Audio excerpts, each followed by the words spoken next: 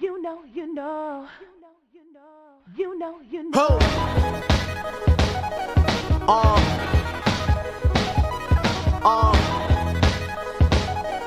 Yeah.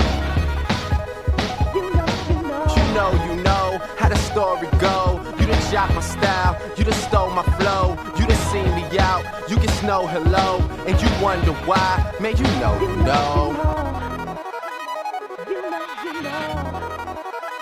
You know,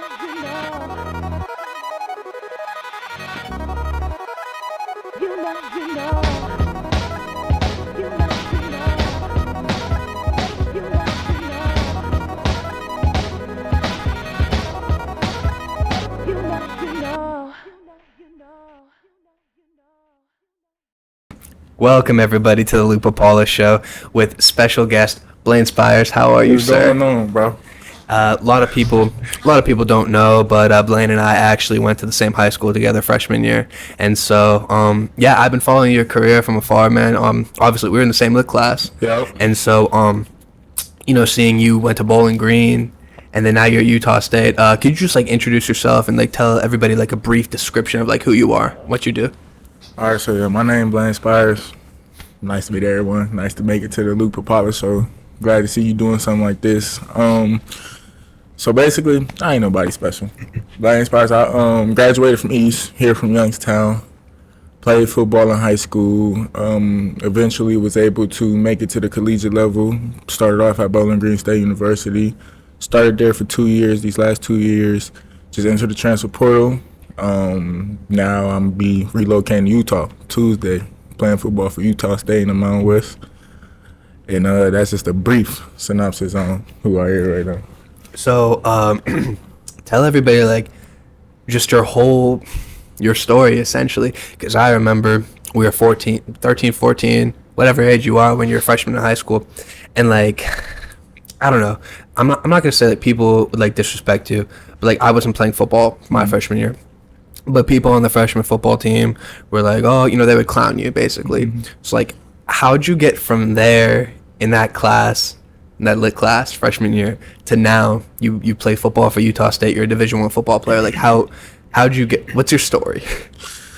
Man, my story. So it was rocky. Like Luke said, it was a lot of doubt. Freshman year, going into a new school, surrounded by a whole bunch of different new people. Actually, I was at a predominantly white school too, Ursuline, predominantly white Catholic school. First experience with that. So I was just a young guy. I was adapting. Freshman year, as far as the football situation, I think I want to say, well, actually dating back to 8th grade. When I was in 8th grade in the spring, we had a track meet. I was running 100. I always was like known for being like somewhat fast for my size. And in our track meet, I ran 100. I had pulled I messed up my groin or something. That continued to follow me once we got to freshman year. Condition and stuff like that, I was doing fine. Now, I wasn't the fastest, but I had to say I'm like top 5 fastest like when it came to the freshman group. But that was all forgotten about towards the end of the season because that groin injury, it came back. It did. And it was actually one coach, I forgot his name, but it was one coach who remembered me my senior year fast forward and remembered that I had that injury. Well, the rest of the staff didn't. So it was just freshman year. At first, I tried to play quarterback. I wanted to be quarterback. Cam Newton had a big impression on me. Now, quarterback, wasn't it. I wasn't that quarterback. Then that's when they moved me to tight end. I tried to play linebacker too. I started off linebacker, but Jabbar Price, you know how good he was when we was freshmen. He kind of motivated me. He motivated me to want to play end. Now, my season at end, it wasn't too bad. But you got thinking of us of like a freshman. You know what I'm saying? We really ain't know nothing about football. Mm-hmm. So if I am producing on this edge, ain't nobody really paying attention to it for real now, because it was games where I still produced, but it just went unnoticed because by that time, like, it was already this little stigma that I wasn't good, I guess. And I remember even my respective peers that I grew up with, they had post top 10 area freshmen. Granted, that really don't hold no value, but when you a kid, you think it do. Yeah.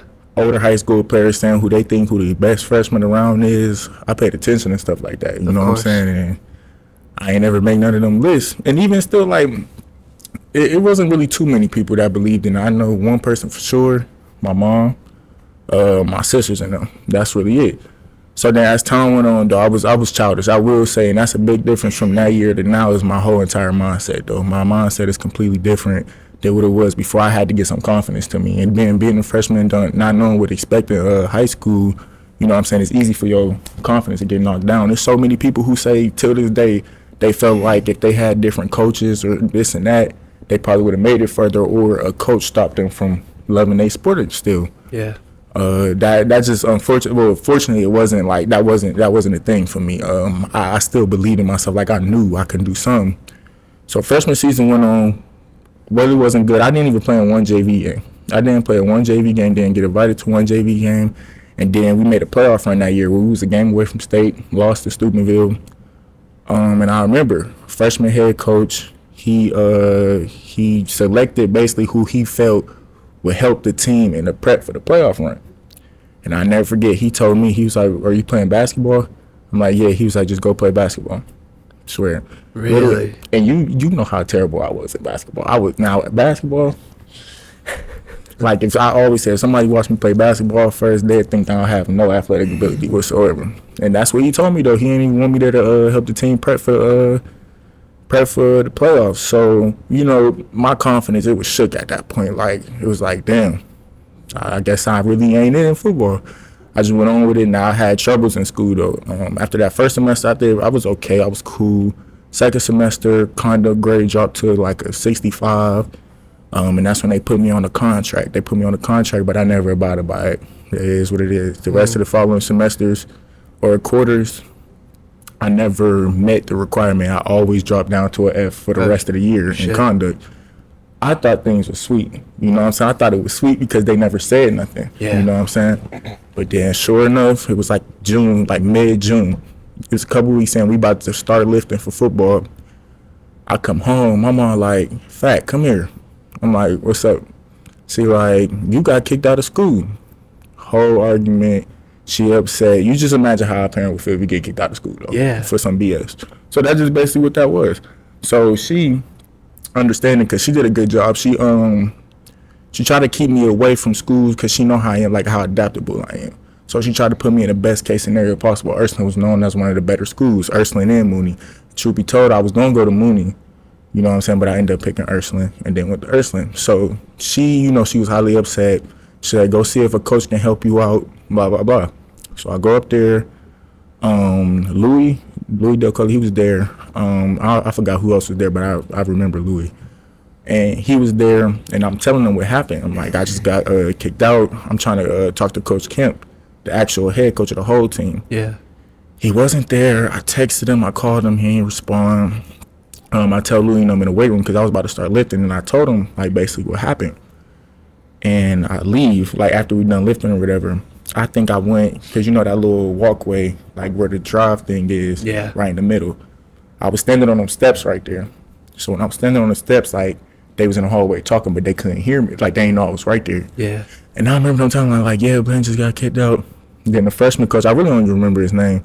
But the freshman coach, he, I know. I heard him say, "Who gives a fuck? He's soft as fuck anyway."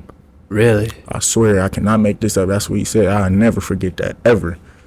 So from there, the rest was history. It's like, okay, I got to have a direct mindset towards this because I take a lot of stuff personal. I will say I ain't sensitive, but, like, I take what people say. Like, I listen, and I'm like, okay.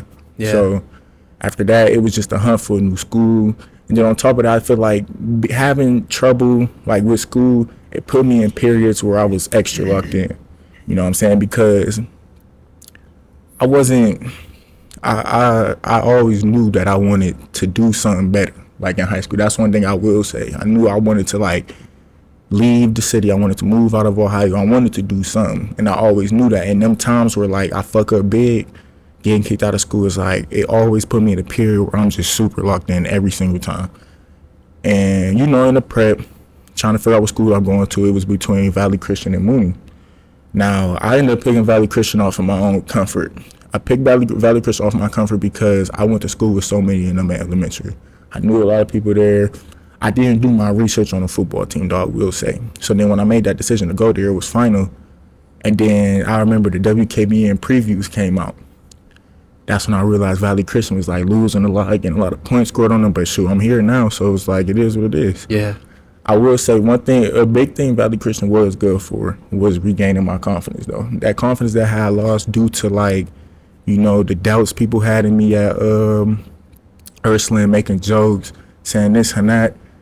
Valley Christian, it was different. They was D7. Yeah. They was D7. So then, but I noticed that immediately when I got to practice. I'm like, this sense of urgency really ain't there like how it was at Ursuline. But you got to think it was Jabbar there, Kimani Johnson, Dion. Yeah. All these cats that, you know, has the D1 resume. And like Jonathan Neely too, went to Akron, yeah. Went to Akron. Like, we had culture at Ursuline, for sure. I will say that. We did have culture. Everybody came to work. When I got to Valley Christian, I could tell it was a big difference. Everybody moving slow. It's like, okay, but I'm taking what I learned at Ursuline, though. Of course. And then I applied it, so I got a better work ethic than most people. I have a higher intensity in practice than most people. And, I mean, it worked out because then I ended up being better than a lot of people, too. You know, so then that started to build my confidence up, and then I ended up having a coach that believed in me. Mm-hmm. Once he seen how it was. So that was a big difference, having a coach that believed in me at Valley Christian to one that thought I was shit at Ursuline. You know what I'm saying? So that Valley Christian coach, he began to pour into me a little bit. Now that kind of helped me mature, because I left Ursuline with a 1.7 GPA. I was just absolutely bullshitting. And then that coach, you know what I'm saying, he helped me out though. He helped me get my mind together. He helped me understand what's important. So that's kind of how the Valley Christian thing was starting to go. I had to sit out half the season. And then when I came back, I even still didn't reach or do what I was expected to do based on my performance in practice. I wasn't backing it up for real. Like it was, and then looking at the film, I was like close this and that, but my technique wasn't there. You know, it was like little stuff that I probably could have cleaned up that could have made that season better, but I was young. 14, it is what it is. So after that season, it was a failure. We was losing at Valley Christian. I started playing basketball. And like you already know, I'm not good at basketball, but it was good for working out, at least. And I remember this one time, you know, we was getting into an argument, and one of my teammates was like, yeah, Coach Jennings hyped you up. He hyped your head up. You ain't even all that, blah, blah, blah. All right. I got some more stuff. Like I said, I take that. Like I still remember that to this day. And you know, that sparked the fire in me. And then the biggest part though that I will say in my transition is that I found a good trainer. One of my teammates at Valley Christian, he was working out with Tyler Abram over at VSM. And then I went because he had told me that they was doing one-on-ones, like online D-line one-on-ones, and I wanted to do them. My one boy DeJuan, who also went to Valley Christian with me, we both got kicked out of Valley Christian. Then we went to East, and we both ended up getting our offer the same day. Oh, really? Yeah, from Bowling Green. He was supposed to come too. He ended up going to VSN. So that's when I started going there. Now I got like a D-line coach. And this is your junior year? Sophomore year. Going into junior year. So it's that off season. So he teaches me more so about like, okay, when I came in, I was natural though. Like I was moving, but he was like, it's some things you can clean up. I'm about to teach you how to work your hips, this and that. So boom, he put me on hula hoops. I remember I couldn't even do a hip flip around a hula hoop. Like, really? And yeah, he started getting that together, like stuff that I needed to know. Somebody like so that probably could have boosted me if I knew this whole time, you know, to do this stuff. So then that kind of gave me you know, a grasp on what I do need to do. At least all I need was that little bit of stuff. So then, boom, I kept working. We do workouts every day. I go to basketball practice or lift before basketball practice. You know, still lifting with the football team. And then I'm running. So now I'm gaining weight, getting some lean weight. I was, 165 my freshman year. Then I went to 190 my sophomore year. Oh, wow. Yeah, and then I ended up being 230 my junior year. Holy so going into junior year, I'm getting bigger. Then my trainer introduced camps to me. I never knew what a camp was. Like I didn't even know people go to camps. I seen like the Nike stuff that everybody, like them camps, but I didn't know how to get into it. Yeah. You know what I'm saying? But as far as like getting exposure, getting in front of college coaches, I never knew nothing about it. So he put that forth. Now I was just happy to go, like to have any college opportunity. So we was going to D2 camps. Yeah. We went to the first camp I ever went to was Concord. It's a D2 in West Virginia. I was just happy to be going. You know what I'm saying? Like I just went and shoot, everything was all good. We was going to camps. My spirit was uplifted. Like I just kept working. Then summer comes, I go to a Kentucky camp. I do good at the Kentucky camp. Now I'm in front of this Kentucky coach, and I actually sophomore year was emailing my sophomore film to like a whole bunch of coaches, Really? not knowing that my film was really shit for real, but I was emailing to them anyway, and it was horrible. But that summer though, I ended up going to camps. We went to Kentucky. Now I balled at the Kentucky camp. First I had hurt my foot in the first half in the big man camp. It was a 2-part camp. So then boom, we go in, we eat, I come back out once, and I went against that same dude. Yeah. Did him bad. I did him real bad, so then he tried to go again, but the time went out, boom. But now Coach Merrill, he from Youngstown, so of course like he had an eye on me because he know who I am, he know we from the same city. And he gave me confidence, though I never got a Kentucky offer or nothing like that. It gave me confidence at that time, because now I think, oh, I'm about to go to this big school. Like, okay, Yeah. things starting to look different for me. So it just motivated me, because that never happened, but it motivated me. So going into junior year, boom, I'm still working, practices, whatever. So then the first game get here. Now when the first game got there, I had one sack. And this is junior year. Yeah, this is the start of my junior year. I had like the first game we played Camo, I had one sack. And that's probably about it. And my family, a couple people in my family came out to see me, and when I got home, my mom told me I played terrible. So I'm like, Damn. yeah. Tough love. Tough love. She was like, you look lazy, blah, blah, blah. I'm like, now, as I didn't want to hear that. You know what I'm saying? So I'm like, you don't even know what you're talking about. I'm like, all right. So boom, second game, way better. And from there, from that second game to the sixth game of the season, I think I had about 8 sacks in 6 games. Oh, wow. Yeah, I had 8 sacks, 6 games. I don't know what the TFL numbers was, but I was balling though. I was balling. And then this one day in school, on game day actually, and I was geeked because we was about to play a passing team. So I'm like, yes, finally about to play an actual passing team. I'm probably gonna get like 5. That was my mindset. So my coach, he comes in, and I also, my coach had sent my mid-season film out, so I got a game invite to Akron. Oh, wow. So I'm like, all right, cool, stay in it. And I had got my grades all the way together too up to that point, because I remember that first quarter sophomore year, my grades was horrible. My mom, she wasn't having it. My cousin had like a birthday, then I wanted to go so bad. My mom, you ain't going. So that kind of like locked me in on the school tip too. So I locked in from that the second quarter all the way to the finish. Now my GPA going up. I ended up in an honors class too, an honors math class. Oh, wow. Yeah, by the end of that school year. But back to what I was talking about. So send my mid-season film. I get an Akron game invite. Once I got the Akron game invite, now I'm really excited. Like, all right, let me keep doing what I'm doing. So my coach on game day, this one week, he come in and he like, Blaine, come here. So I'm thinking, it's a coach here to see me. The season going good. Boom. Yeah. I'm thinking a coach coming to see me. He take me downstairs to his office. He like, I ain't gonna speak on the full situation. Like, just, out of respect to the people involved. But he like, what is you doing? He was like, you about to get yourself kicked out. Now, younger me, I'm taking this lightly. I didn't understand, like, people not playing, you know what I'm saying? And then you got to think to a reputation of a school. They not sacrificing that for one kid. Mm-hmm. They don't know that in the future I'm gonna end up going to college or really getting myself together or doing what I said I was gonna do. They don't know none of that. All they can do is take me for what they see. Yeah. Man, I got kicked out of school before, and then something happened. Now, even though I didn't do it in that school year, it was something regarding in the summer. All right, boom. He said, you about to get yourself kicked out. So I'm thinking, I'm like, ain't no way they about to really kick me out. I feel like it's justifiable or whatever. So I tell them everything. You know what I'm saying? I probably could have got away with it if I just lied. Yeah. But I'm thinking, like, I'm going to be cool. They ain't going to kick me out.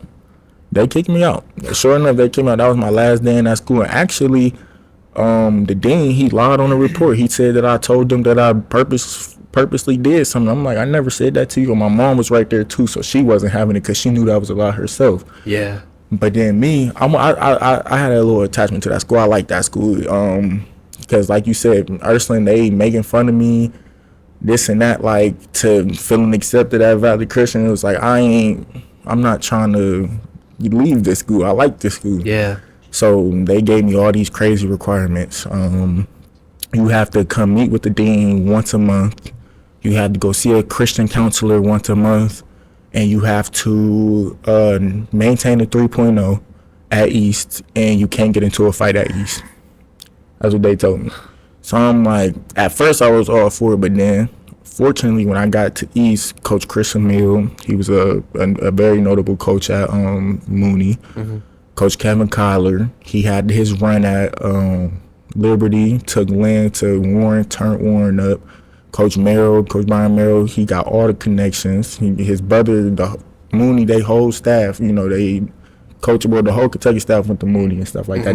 That's where I really thought I was going. I wanted to go there so bad, but that was my mindset. I'm like, okay, I'm around some good coaches. And then another thing too, a lot of what coaches said to me is that they wanted to see me play against better competition. They said my film was too raw. Like it looked like it was too easy, like the competition I was going against. They wanted to see more technique, this and that. So it's like, okay, now I got to make a business decision. Stay at East. Now everybody know how it is with East. You know East. East was barely ever known for winning. Yeah. East they terrible in the academic part. That's the reputation they got. It's just East. East is school that pretty much like a lot of people not trying to go to East. Coming out of middle school, they like, oh, I want to go to Erston, I want to go to Mooney. Those are schools, or at least in my vicinity, Erston, Mooney, or Fitz. Those are the type of schools we're trying to go to. I never thought I was going to go to East. Yeah. You know what I'm saying? Never. So, but at this point, it's like, okay, I got to make a move for myself. They say they want to see me play against better competition. And then even still at that point in time, my peers, it's way harder in Division II. Because even when I was doing good at Valley Christian, I remember close peers, they was, oh, y'all don't play nobody, that's D83, blah, blah, blah. Like, they was still down with me, too, even people close to me. Yeah. So it was like, all right, I'm just going to stay at East, and we're going to see what we can do from here. I'm just going to make some shape. We had a bunch of transfers. Giovanni Washington, he came from Warren Harding. Him and K. Ron, they was a crazy duo at Warren our junior year. So, boom, we got a running back because he came with Coach Kev. Coach Kev's son, Zane, he was at quarterback. My boy, DeJuan, he had transferred there after he got kicked out of Valley Christian. Chris Fitzgerald, everybody knew who he was. He'd been at East, but everybody knew he was a dog since his freshman year. Like, I remember the sophomore previews, me and Chris, we all was sophomores, and they got him going crazy in the waist. Like, he gonna be a key factor for East. So then I'm like, okay, we got Big Fitz, we got DeJuan, Congo coming in. He transferred too. G transferred. You remember Jinx? Yeah. Jabbar, Ryan's little brother. Yeah, he transferred. He was our starting linebacker, one of my boys from Fitch. He transferred in. That was crazy too, because we knew Jarrell as like, he was just playing around and shit like that. Yeah. And then we start hearing his name in the game. We're like, holy shit, is that Jarrell? And he didn't play either. He was a dog. Like, he was our hardest hitter on the defense that year. So you feel me? So we got all these cats coming in. I'm like, okay, the potential there. So let's do it. So then from there, the rest was history. Like, got the East. We working out. My first workout with them, Coach Kev, he got a sprint. I'll catch a cramp. I'm like, oh, like this that real work. Yeah. I'm like, okay. So then spring come, we still working out, still going to VSN. Me and DeJuan is putting in work. I was having trouble gaining weight though, but putting in work. Youngstown City Schools, we had a great coaching staff, you know what I'm saying? And they probably should never split them up for real. But they had a great coaching staff. They bought 2 vans for us. We traveling, we going to see different schools during the spring. Summer came, we doing 7-on-7s. And even still, I had a little bit of adversity at East too, because said they wanted me to play receiver. Oh, wow. Yeah, like I was playing everything. They wanted me to play receiver, but I couldn't catch. I got very terrible eyesight. Like I couldn't catch it. Then once my confidence was down, I really wasn't catching the ball. It was over with. They had me at running back. I wasn't too successful there in the first couple games, and then I ended up never getting the ball again.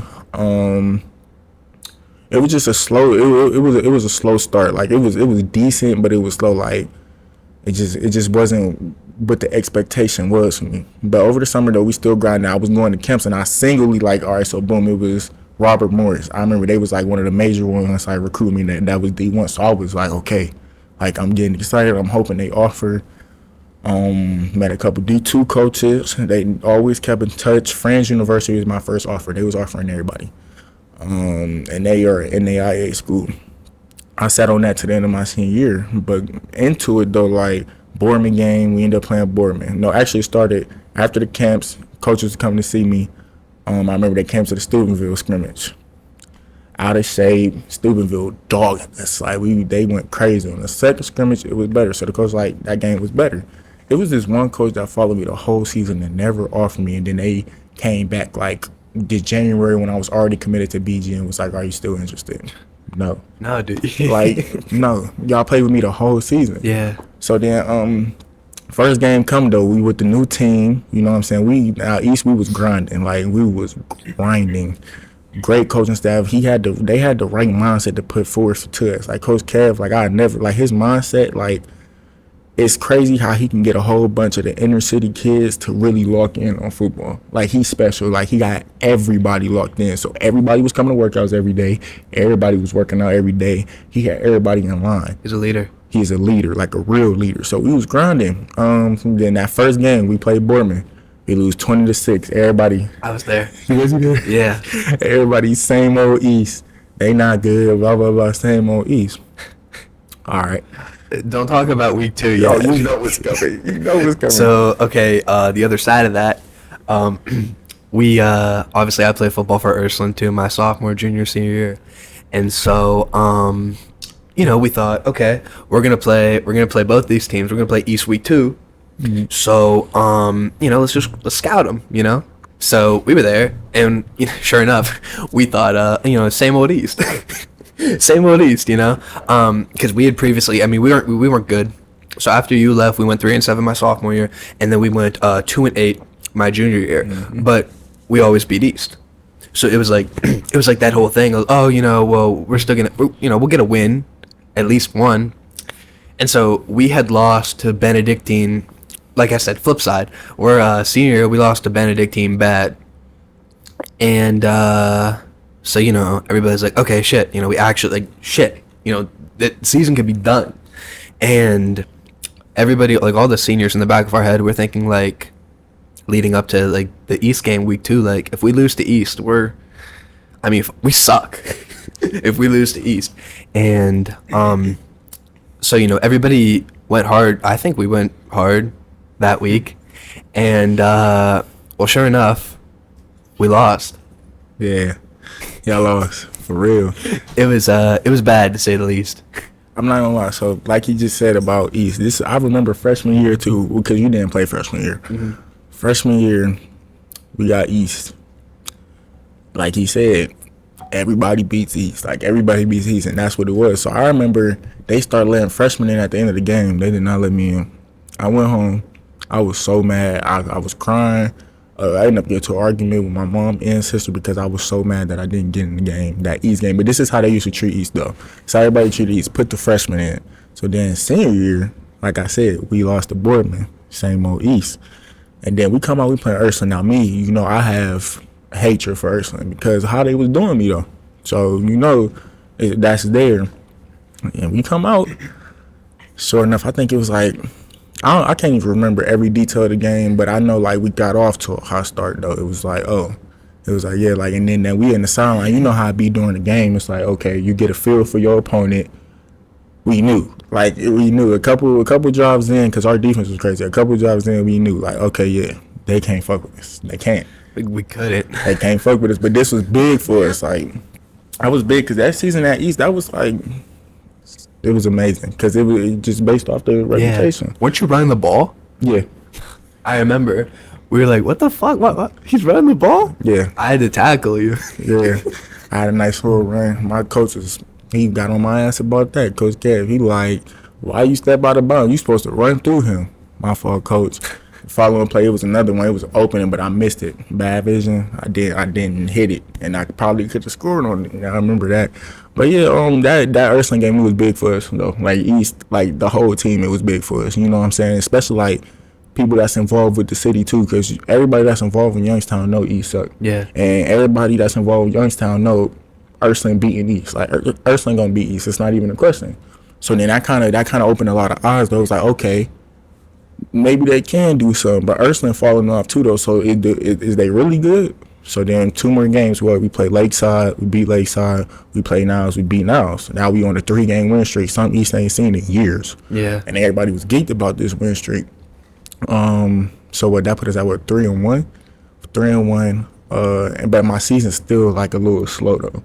Still a little slow. I'm not really too productive. I think they expected more out of me running the ball because Lakeside game, Lakeside game I fumbled twice and that was it. They wasn't having it no more. Like, because they mindset towards me though was you can be so much better.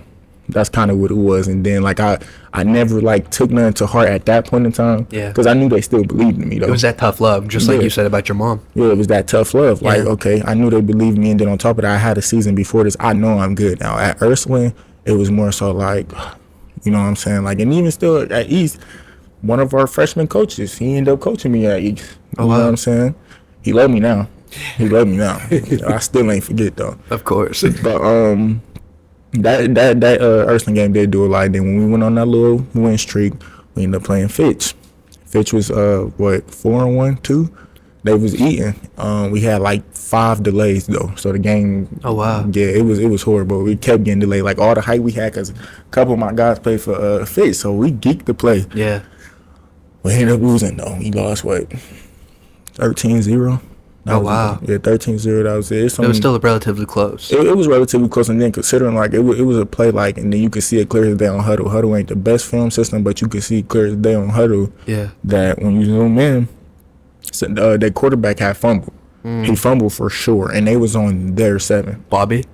No, it wasn't Bobby. It was Bobby. the other dude. It was the other dude. It was They the had the other other dude, dude yeah. come in. Yeah. That's crazy too, playing against Bobby.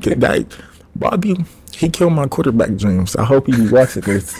I hope he be watching this, because when we came in to Ursuline, they was very big on Bobby Cavalier. Like they loved Bobby Cavalier. That's my guy though, funny dude. They loved him.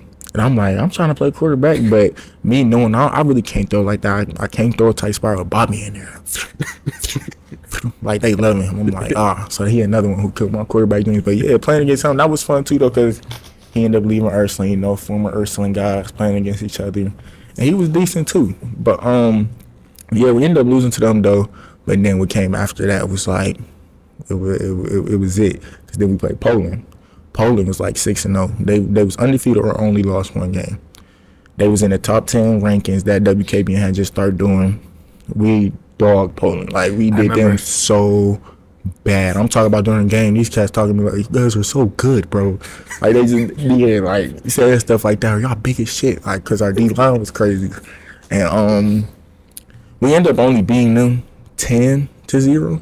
But they called back 3 touchdowns. Oh wow. Yeah, they called back 3 touchdowns, and they didn't score at all. Like Wow. we dogged Poland, and that kind of woke a lot of people up after that point. Once we beat Poland, but then it's more to come, because Canfield came. Now Canfield was number 3 in the state in Division 3. And they just won state recently too. Yeah, Canfield. It's a good program. They got something going. But they was number 3 in Division 3 in the state. They was number 3 in Division 3 in the state. We knew about the computer point system on getting to the playoffs. And like I said, like the mindset our coaches instilled in us, like it was like we ain't going for that. Yeah. Like they ain't about to come in here and do that. And it was so much controversy on that game because one, they usually play that game 2:00 on Saturdays, 2 p.m. on Saturdays, because Canfield guys, they ain't like coming into the city of Youngstown. We made them come in at 7:00 or 7 p.m. and they came to East. They came to our thing. So we start playing, like we played music and stuff. And that was crazy because I trained with a couple of them. I trained with, I don't really want to name drop based on, you know, what went on to happen after we beat them. So I'm not, but I trained with, me and DeJuan trained with a few of them. Like every weekend we was going hard working out. So we playing Canfield. That was a close game. They come in there, you know, they cocky though. Canfield real cocky. Of course. And we just wasn't going for it. That was our senior night too. You know what I'm saying? So we got it on. Like we beat them. You know what I'm saying? It was a close game too. At the end of the game, Fink ended up scoring. And it was crazy. We had a song they made that year. It was called East High. So it'd be like East High. So then like the whole stadium packed out. Mind you, we just beat Canfield. I mean, we just beat Poland. We like 4-2 right now. East ain't have a record like this in a long time. Whole stadium packed out. I'm telling you, like, this is the best crowd I played in high school. Valley Christian, from having nobody in the stands to East, the whole city coming out to support. We just beat Canfield, number 3 team. We beat Poland the week before, and we legit now. Like, we strongly feel that we are legit now. And after that Canfield game, came Warren Harding. So we have them all back to back to back. Played Warren Harding. We ended up losing to Warren Harding. Our starting quarterback went down, but that's when Dudley came in. He young, he a sophomore quarterback. But we always knew he was nice because he was playing no defense. He wasn't scared. Yeah. We knew he wasn't scared. So he came in there. You know what I'm saying? We really couldn't get nothing going on offense at first. Daly came in, boom. He take it for 80 down the field, but he ain't scored. Boom. Throw a touchdown. Smack. So now the game, 14-7? It go on. I think we ended up losing 21-28, but I remember halftime. It probably would have been a tie, but halftime, because I had got switched to tackle. That's another thing. I got switched to tackle. Oh, wow. So week 9 of my senior season, I got switched to tackle. I had to change my number to 54 at halftime. It was at halftime because one of our tackles said he didn't know he had to go to school the same day of a game. So he couldn't play. Yeah, like, so I'm mad as fuck. I'm like, bro, you telling me I got to change my number? Like, what? So, but I had to do what I had to do for the team. Coach Kev remember me telling him, though, like, I'd do whatever because I could block. He seen how I was at tight end. Like, I was pretty nasty at tight end, too, blocking. So he knew I could block. And then on top of that, it's high school. So I am considered one of the bigger people, even though I was only 210. But, like, I was big enough. So they moved me to tackle. And then, Delshawn, he go for 90. It might have been, I might be gassing it with 90. It might have been 75 to 90. One of them two in between there. I know we was backed up, though. He take it all the way. So then the guard, he went low. And I blocked down. So I went over top of him very lightly. Like, I was like this because the ref already warned somebody. They called a touchdown back. Damn. But then the fact that, I had a good game at tackle. I go to practice Monday because, like, that's you. We need you. We need you there. So it's like, all right, whatever. Do what I got to do. So we play Hubbard. Hubbard good. It was like 9-1. Davion, he was a dog. He ended up being my first roommate at Bowling Green, too. He was a dog, though. Like, at least I seen a lot about him in the media. Yeah. I never got no media attention, like, until I signed. Until the day I signed, that's the first time I touched the media. Really? Swear. That's the first time I touched the media. And so at this time, how many offers did you have? 0. Really? I will, the Friends University, they made high school. Yeah. I didn't really have nothing, though. It was, like, still up until the 9th game. Now, I started playing better, and it was really Poland. I skipped over something. Like, Poland, it was like a movie, because I was walking around the Poland field. Now, at Valley Christian, we didn't have our own home field. Our home field was Poland. I was having a successful season at Valley Christian, you know what I'm saying? And up until week 6 in that Poland game, I wasn't really making a mark, you know what I'm saying? I wasn't doing as much as I could. I don't know, something about walking around that field and reminiscing about how I was at Valley Christian, I turned up Poland game. And from that point forward, that's when I started being effective. But yeah, the Hubbard game, we ended up playing Hubbard. Now, it's their senior night. I think they was undefeated at that time. I think they was 9-0. They had East Day senior night. Now, Hubbard always be East, too. They probably thought it was sweet. Hey, man, they probably thought it was sweet. Shit, we go out there, and shit, we get busy. Like, at first we really was stepping on them, but then they end up coming back. Dog will say they end up coming back, and we end up beating them the last drive of the game. Darius, it was another sophomore. He was a sophomore. He caught a game winner in the back of the end zone, like in the corner. Boom. So now we didn't beat Hubbard. And Hubbard in our division now, so they split us up. At first we was D2, but we still kept our D2 schedule. But then that's when they did the thing, like right before the season started, they split our team up. Right before the season started. So we lost a lot of players too. Right before the season started, that's when they did the East and Cheney thing. Because you remember East, Cheney, Youngstown Early College was all one school. Now it's East and Cheney again. So that's when they split it up. And some people didn't want to leave Cheney. So they just went and played JV at Cheney. I don't know how I got to that, but we beat Hubbard. A lot of them did end up going to Cheney too after the season, but we beat Hubbard. Oh, we in Division 4 now. So since we had split up, that moved us down to Division 4 for the playoffs. You know what I'm saying? So it was kind of good for us to get into the playoffs, being that we had that D2 schedule because it helped us with computer points. Yeah. So since we played that schedule, Hubbard was also D4 when it came to the playoffs. And I think that put us ahead of Hubbard. So we ended up getting Girard. Oh. We ended up getting Girard. Now, you know how they was Mark Wade. Yeah. He was crazy in high school. Like, it was insane. Like, but I was geeked, though. I was happy. I'm like, they passed the ball. Yeah, exactly. I want to pass for us. And a lot of, for anybody who doesn't know, Ohio football, especially Northeast Ohio football, a lot of teams run the ball. Everybody. A lot of teams just run the ball. And Mark Wade out here dishing it all out. Huss. I remember that, yeah. Yeah, he was going crazy. So we got them. I'm more so excited. I'm looking at the tackle. I'm like, oh, this fresh meat. Yeah. Let's go. That game was crazy. Because going into the second half, we was losing what 26-6. Yeah, it was like 26-6. We was losing at halftime. I remember the first drive though. I'm so excited because the first drive, the first play, boom, I get a holding call. Like I was geeked. The first play, boom, I get a holding call. Second play, I get another holding call. Oh damn! Like, and I make this up 2 plays in a row. The first 2 plays of the drive, I got holding calls. The third one, boom, I get him off me clean, sack. Oh wow! I swear, the third play, like 3 times in a row, I beat him. Got the sack. Boom, come off the field. I'm geeked. I'm like, okay, this about to be all game. Like, so we ended up fumbling right after that, though. We fumbled the punt return. And then things start going downhill. I ended up having 2.5 sacks, but things start going downhill in the game, though. We start shooting ourselves in the foot a lot.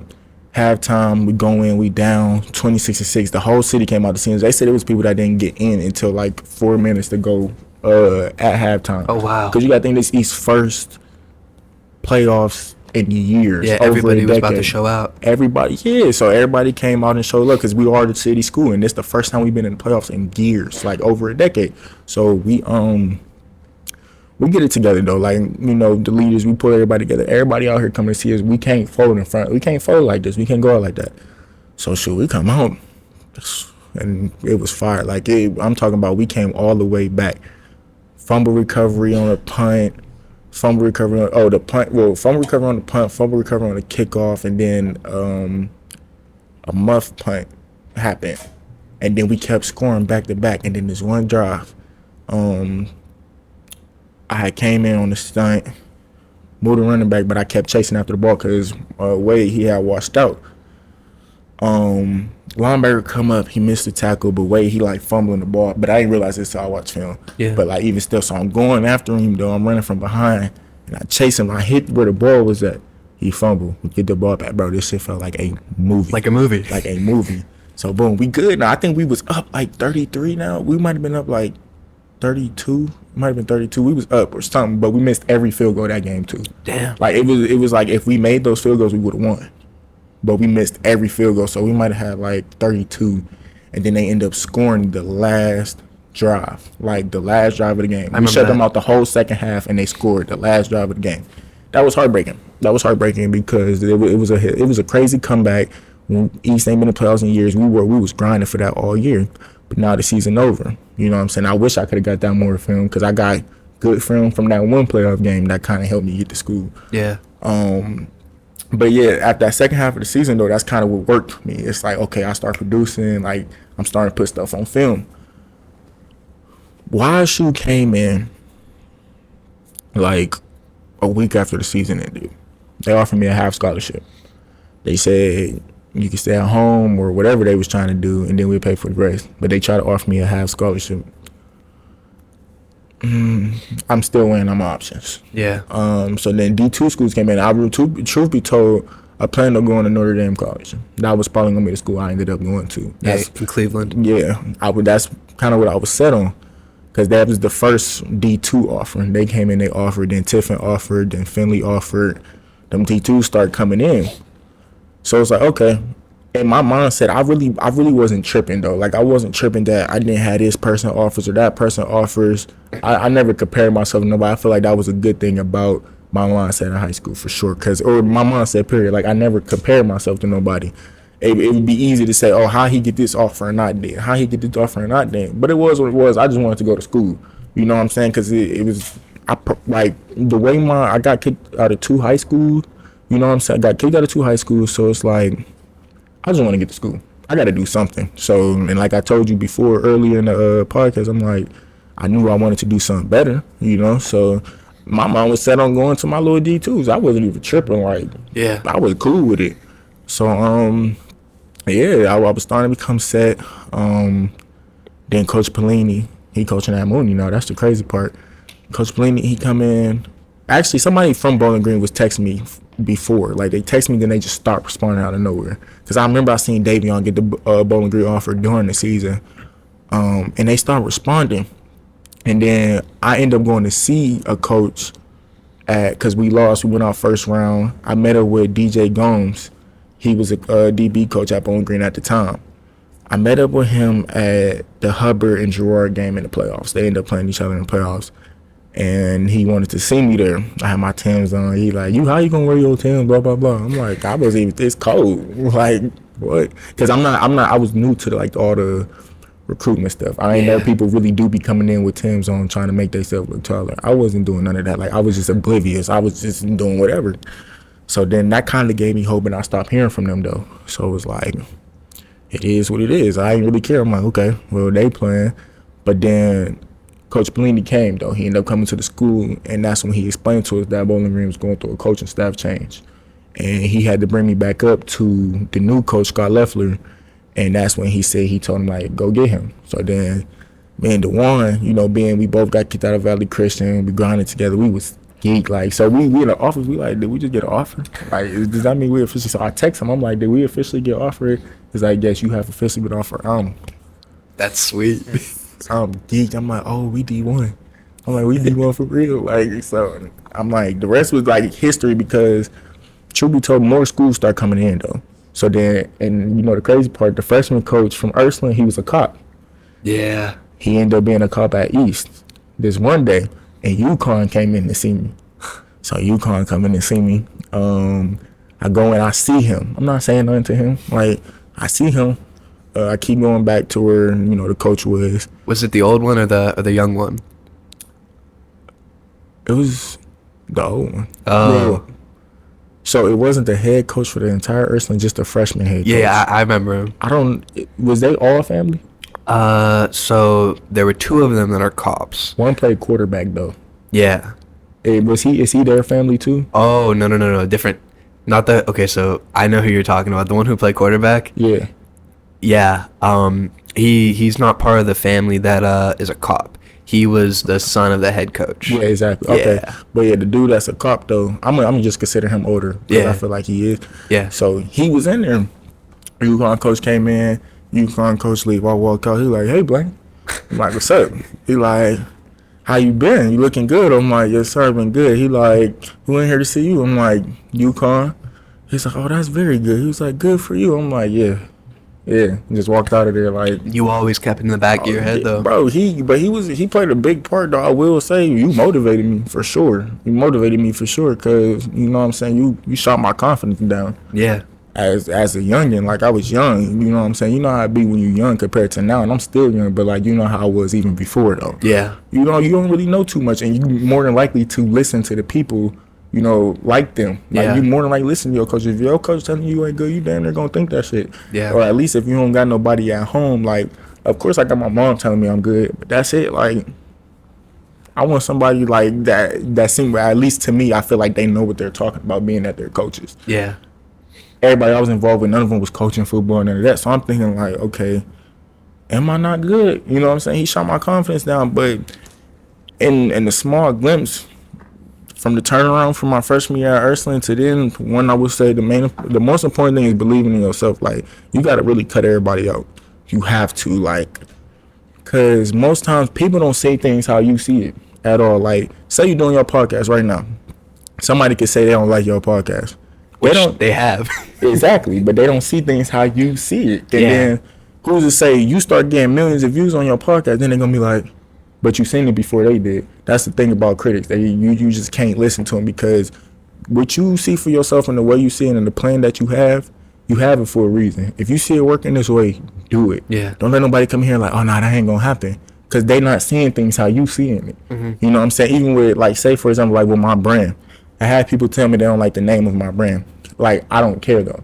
Like, and I repeatedly have to tell them, like, I don't care about how it sounds to nobody else. You know what I'm saying? Because what I got planned and what I plan on doing, eventually they're gonna be like, okay, that ain't too bad. Yeah. You know what I'm saying? But in the process of it, I'm not ever worried about it. It's always about like the final picture and stuff. You know what I'm saying? So in the road in between that, I can't. I'm not too much letting people get to my head. Like I can't, because then if I act on how somebody told me not to do something, and I watched what I was trying to do be successful on somebody else, I'm gonna be upset. Yeah. Like, oh, I could have did that, but it's too late now. Somebody got to it before you. Exactly. I'm not doing that. So it's just like especially for young high school students. I hope you got a lot of young athletes or young people or people period, because they like with football they teach you a lot of life lessons, like people say, and that's so true. Like I be doing my homework assignments, my discussion boards. I'm in an organizational communications class. Every single paper that I do, I correlate it to football, get an A on it. Really? Because like it literally, like dead serious though, it really do correlate to life. Like it do, like it teach you a whole bunch of stuff. What you do, like that work is gonna catch up to you. Yeah. So if you're not working, it's gonna catch up to you. And that's with anything. You work hard enough. I got a teammate at Bowling Green who was he walked onto an AI school where they didn't give scholarships. He was at an NAIA school. They told him he sucked there. He transferred to Bowling Green. He walked on to Bowling Green. The coaches didn't believe in him. He didn't look good, but every single day he was working. Every single day he was working. And he didn't care what nobody said to him. Everybody be like, and just how he lived his life in general, he was so private. He ain't talking to nobody about females, any of that. Really? And people like kind of faulted him for it. They be like, you don't do this, you don't do that. He be like, so? And then fast forward to now, he gonna be one of Bowling Green's future players. You know what I'm saying? Because he stuck to his own plan. You know what I'm saying? He brought everybody out. That worked for so many situations, and especially for mine in high school. Like it's just okay. Either you stop or you go keep going. Like I still see myself doing something, even though I'm getting kicked out of 2 schools. You know what I'm saying? To other people, they gonna be like, oh yeah, it's over with for him. He going to East. He got kicked out of Ursuline. He got kicked out of Valley Christian. I had trouble growing up, and you know, I just still like, regardless of what anybody said, close to me, not close to me, I knew what I wanted to do. You know what I'm saying? That's just kind of, you know, what got me to the point I am now. And, you know, we still chasing. Like, that's just what it is. Even still, like, for my reasons for leaving Bowling Green, I had a coach tell me, well, basically, they see me being like an open field linebacker in the NFL. I'm a pass rusher. I want to pass rush. Yeah. You know what I'm saying? I kind of got away from that last year. And I had to make a move for myself to how I see fit. Because now it's like, I can't let nobody who think they know what I can do, or think this is the best for me, fuck my shit up. Because I refuse to be, all right, after college, the open field linebacker shit didn't work. Because truth be told, that linebacker, it's not becoming a thing in the NFL no more. They got DBs running that type of position. It's a sound linebacker, so you out against slots and shit like that.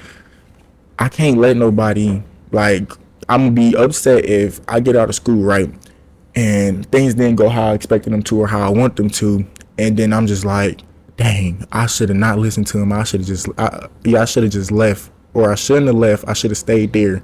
Like, I don't want to feel like that.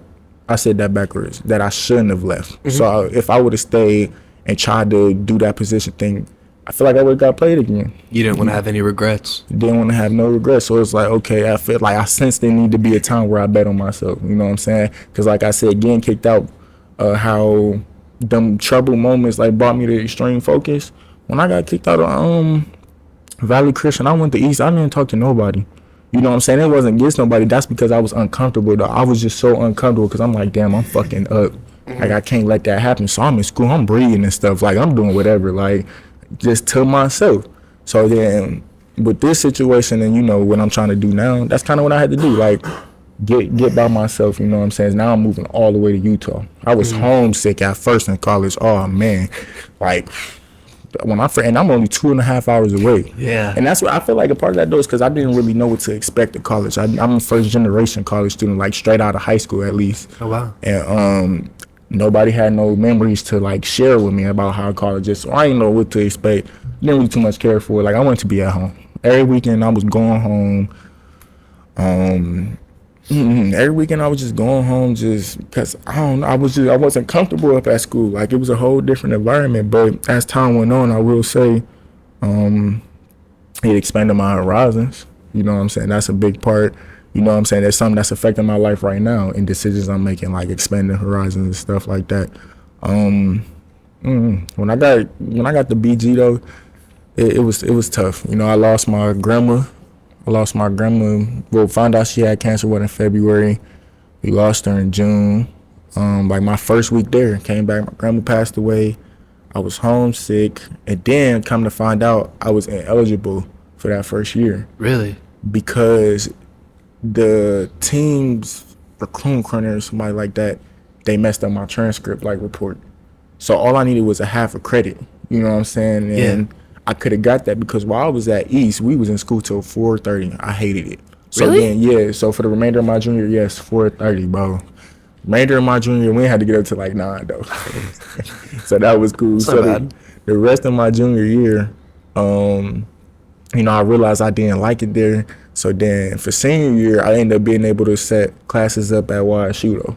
So I was doing a college credit plus thing. And partially that for like motivational reason too. Like, okay, give me some college classes in, see how I feel. On top of that, I don't gotta be in East all day. So that kind of like it helped me out a little bit. You know what I'm saying? Getting the feel for college and how things is. But then once I'm up at Bowling Green though, it was just like, I don't know, like this a little much. Like I couldn't play like I said because of the transcript thing. And being that I was, had that free time, I'm taking college classes my senior year. I could have been able to get that half credit if they would have let me know that I needed it. Yeah. So then now I'm up in Bowling Green around like I'm not comfortable around new people. I'm up in Bowling Green around people I don't know for real. I'm homesick. My grandma just passed away, and I can't play football. I'm like, I'm all over the place. Yeah. You know what I'm saying? And it was rough. That first semester it was real rough. Like I didn't want to be there. I remember texting my coach towards the end of my freshman season when the season ended. I remember like it was home games I didn't even want to go to. Like I'd go home every chance I could. I wasn't even there for a homecoming game.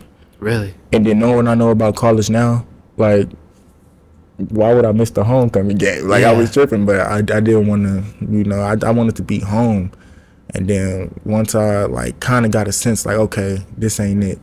I skipped some. I texted my coach after the season and asked him, can he get me in the YSU? That's how bad I wanted to come home. Like, I didn't care. I wanted to go. I wanted to come back to Youngstown. I'm glad he did do it. He told me, he like, you need to just stay, man. I swear, I'm in the car with my one teammate because we both in here complaining about our time here. We both homesick. And I'm like, bro, I don't want to hear this. You need to stay shit. Like, I know I want to leave. I know what I want to do. No, I'm so glad he ain't do that. Like, he ain't do what I asked him to do. And I just stayed at Bowling Green because, as far as my football situation, though, it was crazy. Now I got coaches that believe in me on the college level. So it's like, oh, maybe I am good. Like, you know what I'm saying? Because it always was uncertainty for real all throughout high school being like that treatment. So then when I get to college, I got college coaches, they loving it. Like, they love me. I'm like, all right. I probably could do something with this then. You know what I'm saying? So then my mindset really changed towards football. I'm like, okay, let me do what I got to do. So every time I come home, I'm working out, boom, I go up there for the semester. Things start getting better. You know what I'm saying? But then COVID happened, actually. I think COVID happened is what really made me appreciate being in school. Yeah, because freshman year of college, what was that? So we had the first semester. Yeah. So that was your first football season. And then, it hit in March. Yeah, I remember. Do you guys remember seeing March that? 12th. Yeah. Everybody would we'd see it on the news or whatever, TVs. I remember, bro. We were in the library for YSU. Go YSU. I have one more semester. We're in the library for YSU, bro. And we see it on the TVs. That was when they called it the coronavirus. So they said, coronavirus, whatever, in China. And we saw all these people in hazmat suits, right? So they were going through this sanitation mist or whatever. And we were like, oh, bro, come on. That'll never be here. Are you kidding me? Yeah. That'll never be here. We kind of treated it like Ebola. That's not what happened. That's not what happened. I'm pretty sure I had COVID in November of the year prior to that. I think I did too. I I never got diagnosed with it. No. I was sick as fuck. Bro, I went to the doctor and when I went there, they tested me for the flu and they told me it was a flu because if you get tested for COVID, the flu still pops up or some shit like that. But bro, it was I go there and dude, I lost my taste a little bit. I lost my smell. I was mind you, I've been sick before. I know how I am when I get the flu or anything. I'm this ain't the fucking flu. And bro, especially losing my smell. I never lose my smell. Yeah. And I fucking freaked. As soon as I realized I was this ain't the same shit. I feel like death. Right. But. And then 5 months later. 5 months later, then COVID happens. I'm man, I feel like I just had this shit. Yeah. And then all of a sudden, I didn't have it at all during that time. And then all of a sudden, I think maybe a year later, bro, I ended up getting it back. And I got it fucking bad, where I couldn't actually taste shit. What? The worst part is I love like Reese's and all that shit. Like that's my favorite candy, bro. I would eat a Reese. Couldn't fucking taste it. That's how I knew, like, because peanut butter has a distinct taste, bro. I had my girl get me a fucking spicy chicken sandwich from fucking Chick-fil-A.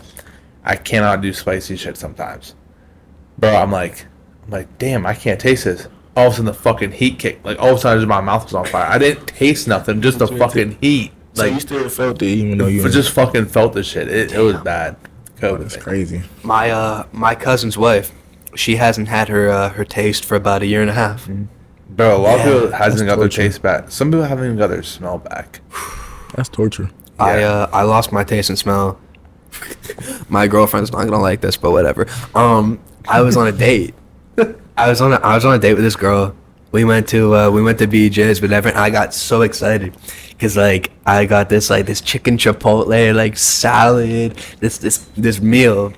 And I remember specifically purchasing it because it was like a little bit expensive. I was like, okay, whatever, I'll treat myself, whatever. And I put the first bite in my mouth and I was like, oh. Not there. She goes, what's wrong? And I was like, nothing, whatever. Nothing. And so, I had COVID. I found out after. Took her home, whatever. We didn't go out again. But yeah. Crazy shit. So how did COVID like impact your whole like experience? Bro, COVID, bro, that probably was like a very bad time in my life. Like I thought I was mentally strong. No, but I ain't gonna be the one to blame it on COVID either. Cause like I said, like at that time I couldn't wait to get home. Yeah. Like, I couldn't wait to get home. I just didn't know that my break was gonna get extended like 2 months. That was insane. And I had a couple hardships during COVID. Coming off of that, like first semester, then COVID came. I had a couple rough patches. I don't know. I was in a period of like really finding myself a little bit and finding more about who I was. Cause that time didn't show me everything about who I was, but it helped me find more about who I was, to be honest. And I think I want to say like once we got back to school, so the football players, we ended up going back in June, like late June. We ended up going back. We went back and we all stayed in hotels. Now the thing with that was we couldn't leave the hotels. Oh really? Like yeah, we couldn't. Nah, like they wasn't playing. You know how strict COVID was at first. They wasn't playing none of that. Mask on everywhere, this and that. But it was like okay, cool. Like at least I'm not at home because like once I'm home for too long now, like I'll be ready to go. Yeah. I'll be ready to go. So when we got back from COVID though, like I had lost hella weight. That spring, because we had started 1 week of spring ball, we had like 2 practices. I was into it. I'm watching film extra, like I'm going into my second year, so like okay, I'm getting a grasp. I'm watching film extra, I'm working hard. And then COVID happened. I was the highest I got to that spring was before COVID was like 253. Once spring ball came for that 1 week, I was about like 246. Oh wow. During COVID, because they closed all the gyms and stuff, and then on top of that, my own personal things that I was going through, I was depressed. So I got down to 216 at the lowest. Oh shit. From 243, and it happened like so fast. From like I remember like this 1 week, I seen I was like 232. I'm like, what the fuck? But then, shoot, I just kept working out, though. I started doing calisthenic stuff, though, and I kind of think that also was a detriment to my weight, because my workouts, I couldn't get in no gym. I don't got no weights at home. So my workouts consisted, we had a little workout group, me and my cousins. We running, we doing push-ups, stuff like that, and we all in the sun. So I was losing hella weight. Yeah. Had my body right, though, but I was losing hella weight. And so I was like 219. I go back. My coach was pissed. They like, what's up? Like, why? Like, what's up with you? So I just, I told them, like, shit got a little hard at home. It is what it is. And that started me trying to gain weight back. And I was, I remember, too, because that COVID season, we were supposed to play Ohio State first game. Thank God, you know what I'm saying? We did it, because as a team, we ended up going 0-5 that COVID season.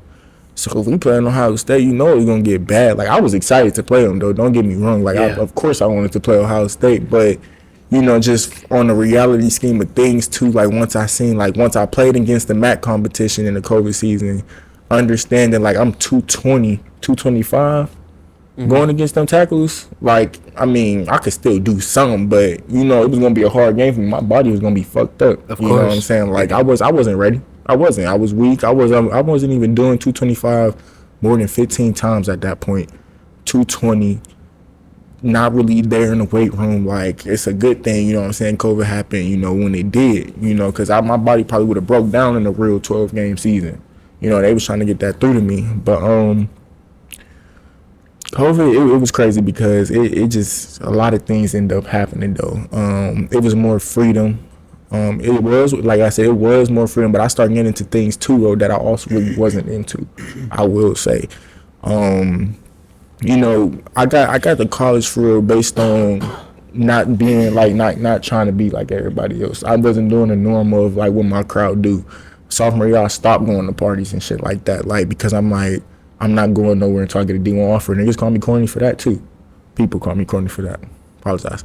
But they call me corny for that too. But then during COVID, I really started getting into stuff like that. That really wasn't me. I ain't gonna speak too in depth on it, but it's just like, that's not what I be needing to do if I'm like trying to go to the NFL. Yeah. You know what I'm saying? And I think my mindset in high school was so set on like, I just want to go to college. I didn't even really have like I want to go to the NFL mindset because it seemed so out of reach at that time.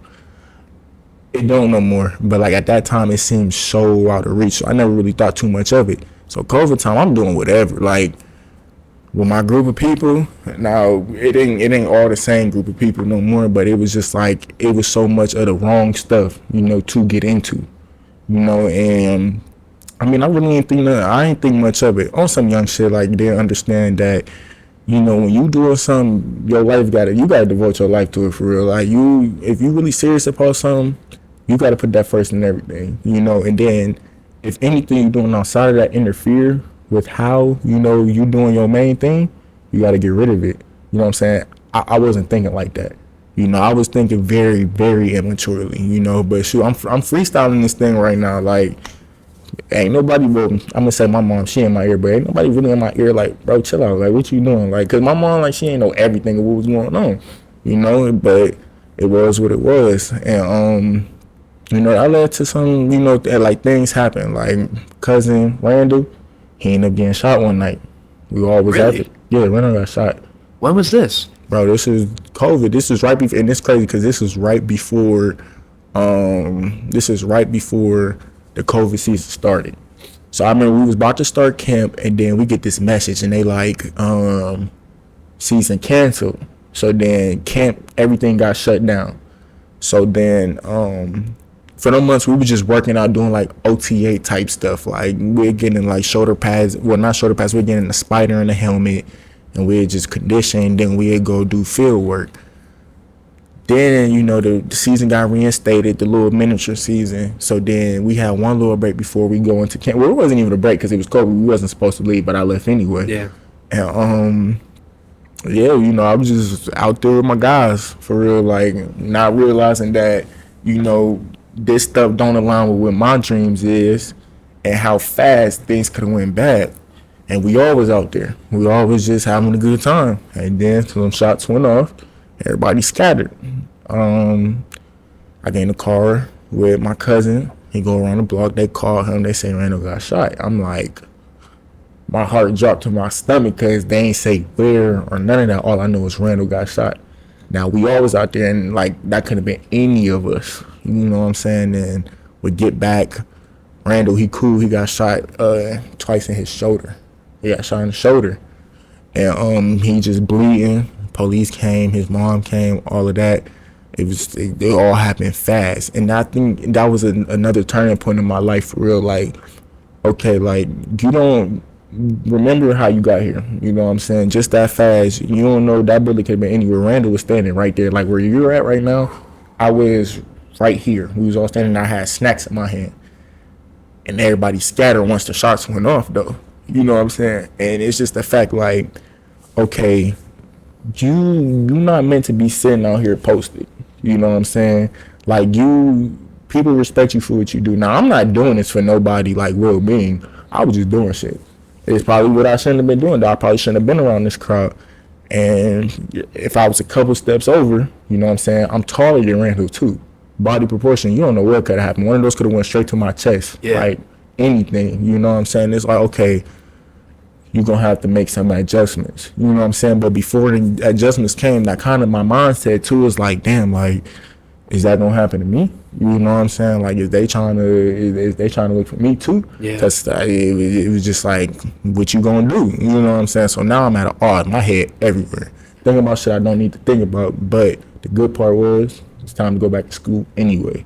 So it was like, okay, this was the first time I'm like, I'm going to attempt to not come home at all. I'm gonna try to stay up here until the season ends.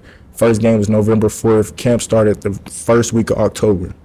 All right, do 2 months here. Do these 2 months here and then see how you feel. I got my first taste of college football. I was even though we was losing, I was loving it because it's like, okay, I'm really playing college football. Like, this shit crazy. Like, I'm really here now. Like, okay. And then, yeah, like, the rest of Bowling Green, like, it was good. I will say, like I said, I met people, you know, and I feel like that played a big role in, like, my mindset now and moving forward, like, because it opened my mind up, you know what I'm saying? Like, once you're around something for so long, your views is biased, you know what I'm saying? And I'm a victim of that. I'm a victim of, you know, what I'm around and what's normal and what's not normal, you know what I'm saying? Like, my normal ain't everybody else normal. Your normal ain't everybody else normal. That's just how it is. I had to understand that. And even still, like, it's so much out here, though. And I didn't know that. Like, being in Youngstown all the time, like, it's so much more stuff to live for, you know, than what the common person talks about or has aspirations for. You know what I'm saying? And I will say, like, these last few years at Bowling Green, that's kind of what it did for me. It's like, okay, this is what that is. Talking to other people and their experience. So, like, I'm like, what? Like, for real? Like, you do what? You do this? Like, your family, like, what? They talk about people where they from, how cool they is. I'm like, you can't even approach nobody in my city. Like, they be tripping. Like, everybody's so stagnant. So it's like, it made me curious, though. Like, what else out there? You know, what else is out there to get? Because I'm not trying to go home and see Youngstown every day. You know what I'm saying? I love my city, but I see, like, it's so much more. You know what I'm saying? There's so much more out there to get. And that's the biggest thing that Bowling Green did for me, was open my eyes up to that. Because I proved to myself with a mindset, like, when I'm locked in, if you set your mind to it, you can do it. Yeah. Like you said, they was laughing at me about football when I was a kid, like when I was a freshman in high school. I remember. Exactly. Like, and then, but it's like my mindset, though. I had my mindset on this, so it's like, let's go. And then you just got to take that everywhere. And then especially with a better sense, too, like, now that I see is even much more stuff to get, all right, well, now I have to plan my life accordingly to that. You know, so... like, these last couple of years, it was good for me to grow up. It was good for me to grow up, fall on my ass multiple times. I will say that. That's gonna happen, you know. But even when you fall on your ass, you gotta get the fuck back up. Because I seen a person say they both hurt. You either can quit or keep going. They both hurt. Like, that shit is so true. Though. Like, but if you quit though, you gonna be like, damn. Like, you gonna that mess with your mental or with your own pride and what you got planned for yourself, basically. Regret. Like, yeah. That's the biggest thing that drives me with this podcast, man. Just, you know, I have obviously a goal in mind, something I want to take it to, something I want my life to be. And I don't know, that's like the biggest motivating factor is I don't want to be on my deathbed, or, you know, if I'm blessed to be able to, you know, be on my deathbed, or just later in life in general, man, I don't want to have a regret. Yeah, have no regrets. Like, I mean, but of course some gonna happen, but yeah, I mean, it is what it is, though. Some you can live with, some that you can't. You know what I'm saying? Then the podcast stuff, like, why not put forth with you? Because, and then another thing, so you gotta think, and the big missed things, nobody care either. Exactly. Nobody. Yeah. They really don't care. They might give you attention for a little bit. They don't care, though. So why not do a podcast? You know what I'm saying? Regardless, they gonna see you doing a podcast. It is what it is. Yeah. They either gonna watch it or they not. Why not just do it? And that's recently a big thing for me recently, though. Don't nobody care. Yeah. Like, don't nobody care. So just do what you want to do anyway. Like, why not? If you find joy off of sitting here, having a good time with folks, having good conversation, people do it all the time. Everybody have camaraderie. Everybody sit there and drink and talk. Everybody sit there and have hours long conversation. Why not put your content forth? Yeah, exactly. Like, do what you want to do. Same thing with him, bro. You were talking about how you know, when you were in barber school, like, people would, like, feel a certain way about, like, haircuts and shit, but you ended up doing what you wanted to do. Yeah, bro. It was crazy back then. Like I said, like for instance, like how you went to Ursuline, predominantly white school. I went to a barber school in Youngstown House, in Youngstown. It was all black school. It was an all black barber college, and like it was me and one other white dude in there, bro. Once that dude left, there was no other white dudes. Right. So like no one wanted me to cut their hair because like I mean we're on the south side. Like there's no white dudes coming in there to get their hair cut. I'm just being honest. Yeah. So like everyone's like looking at me funny. Like, can you even cut? I'm like, yeah, I can cut. I'm like, and in the beginning I'm like, I can cut, and I just had to have confidence, but like I really couldn't. And like I had to have my instructor come over and show me a little bit of lineups or something, touch it up. But bro, like it was a struggle back then. But now I'm killing it now and showing everyone like a lot of people back then were like messing with me like you can't cut this and that. Compared to now, I'm cutting like actual like really good people and shit. Exactly, and I feel like that got partially to do with like with limited mindsets that we was talking about, like expanding the horizons. Now they ain't purposely just be like, oh, you can't cut, but it's like what they used to. You know what I'm saying? But that never stopped you from keep cutting though. Ever. Yeah. You still kept cutting. Even though you come in here and it's hard for you to get a client because they see the white guy and they automatically go to the black guy. You know what I'm saying? But who's to say a white person can't cut hair though? That's what I'm saying. Like horizons though. I will say like growing up, it's just if you used to people saying like, or if you just used to a lot of black barbers basically, it's gonna be hard for you to pick the white one out the crew. That's just what it is. Like that's just how it is because that's all you've seen. You know what I'm saying? That's what I'm saying. You can't really let people. That's why you can't like let people cut what you doing off. Just do it anyway. Oh yeah, trust me, I don't do that at all. Like I just be doing my own thing. I'm like, listen, I'm like, all right, you don't want to cut by me, so you will in the future. You won't cut by me sooner or later. It's like you'll see. It's just like it ain't right now. But like one thing I did want to ask you, like, what was like one thing I wanted to ask you earlier, actually, what was the final score of that Ursuline East game? So funny story. It was like gosh, it might have been 40 something to something in the teens. But want to go back to that real quick. You said freshman year, Ursuline was putting all of like the freshmen in. Well, fast forward to senior year, we still put all the freshmen in.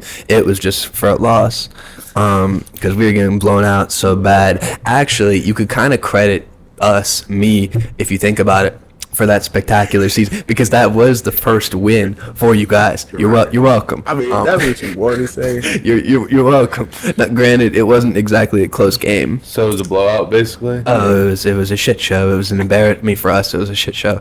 It was an embarrassment. People were crying in the locker room.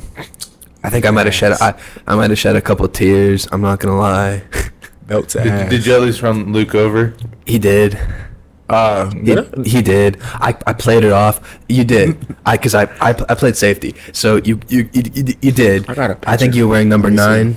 I remember. Yeah, I remember that number. Pull up the archive. Actually, yeah, you could look at my highlights, and I kind of made it. I got ran over, but I kind of like went like that when I was going down. So I know it's probably not in the highlights. Actually, that wouldn't be good. That wouldn't be a good highlight. Oh, I got Luke right here. Son of a bitch. I got Luke right Look there. at that. Yeah, that's me. I'm the one that's the arm tackle right there. Here you go, Luke. Yeah. We're not gonna put that on the screen, ladies and gentlemen. Oh.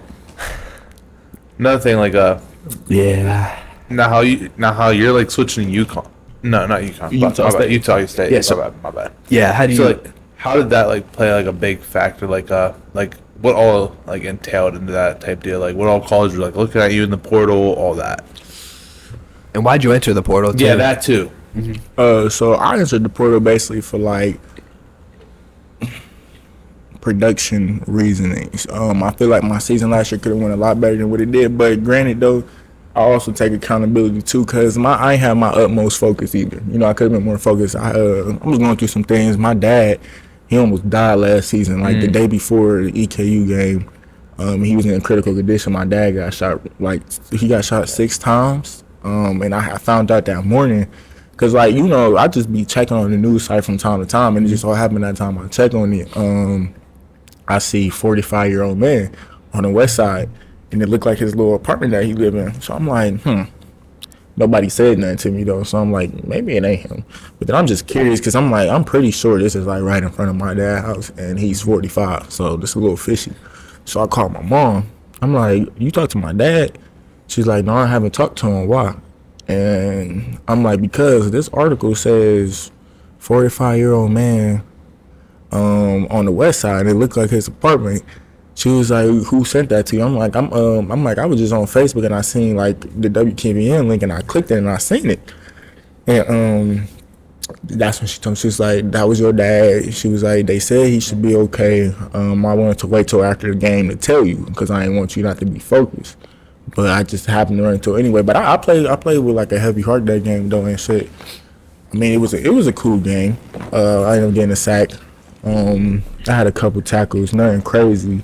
But then as the season went on, though, I know I did end up leaving following that game, though. I ended up leaving, going home, missed a couple practices, and things just started going on and on with the season. And they had switched my position. I got my position switched to Sam linebacker because I was like the fastest in our group.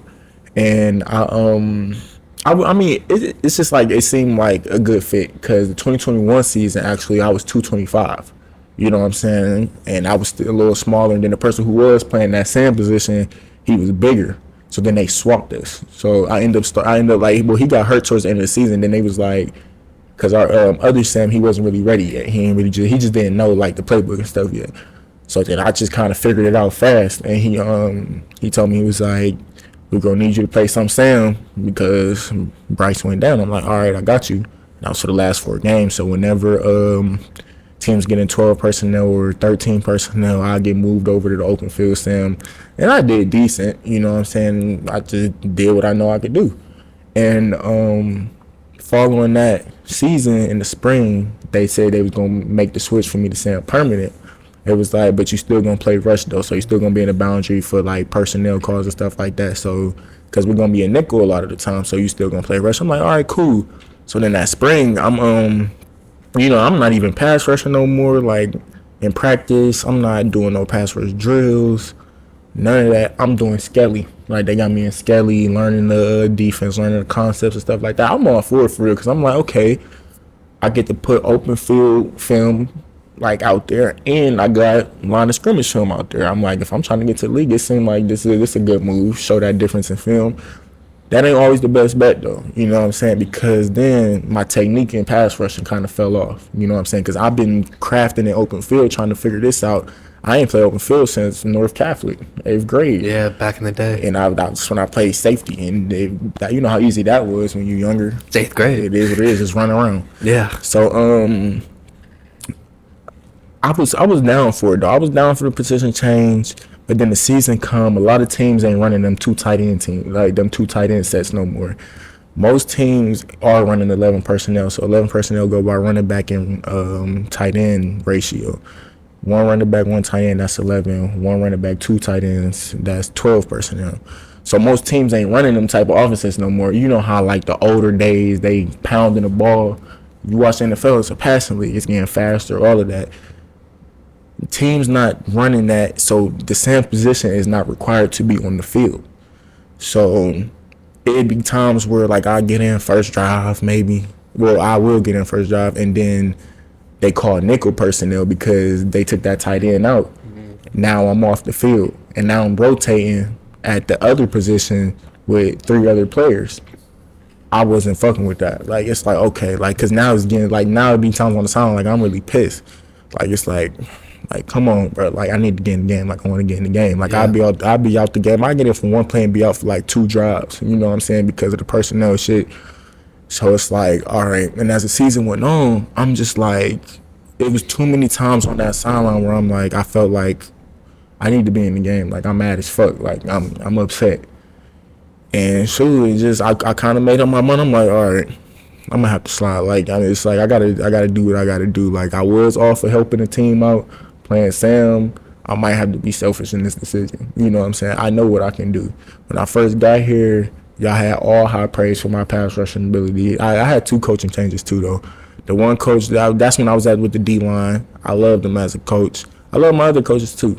But he was more so D-line technique, pass rush technique. The other coach was more so like coverage and stuff because we the outside linebackers.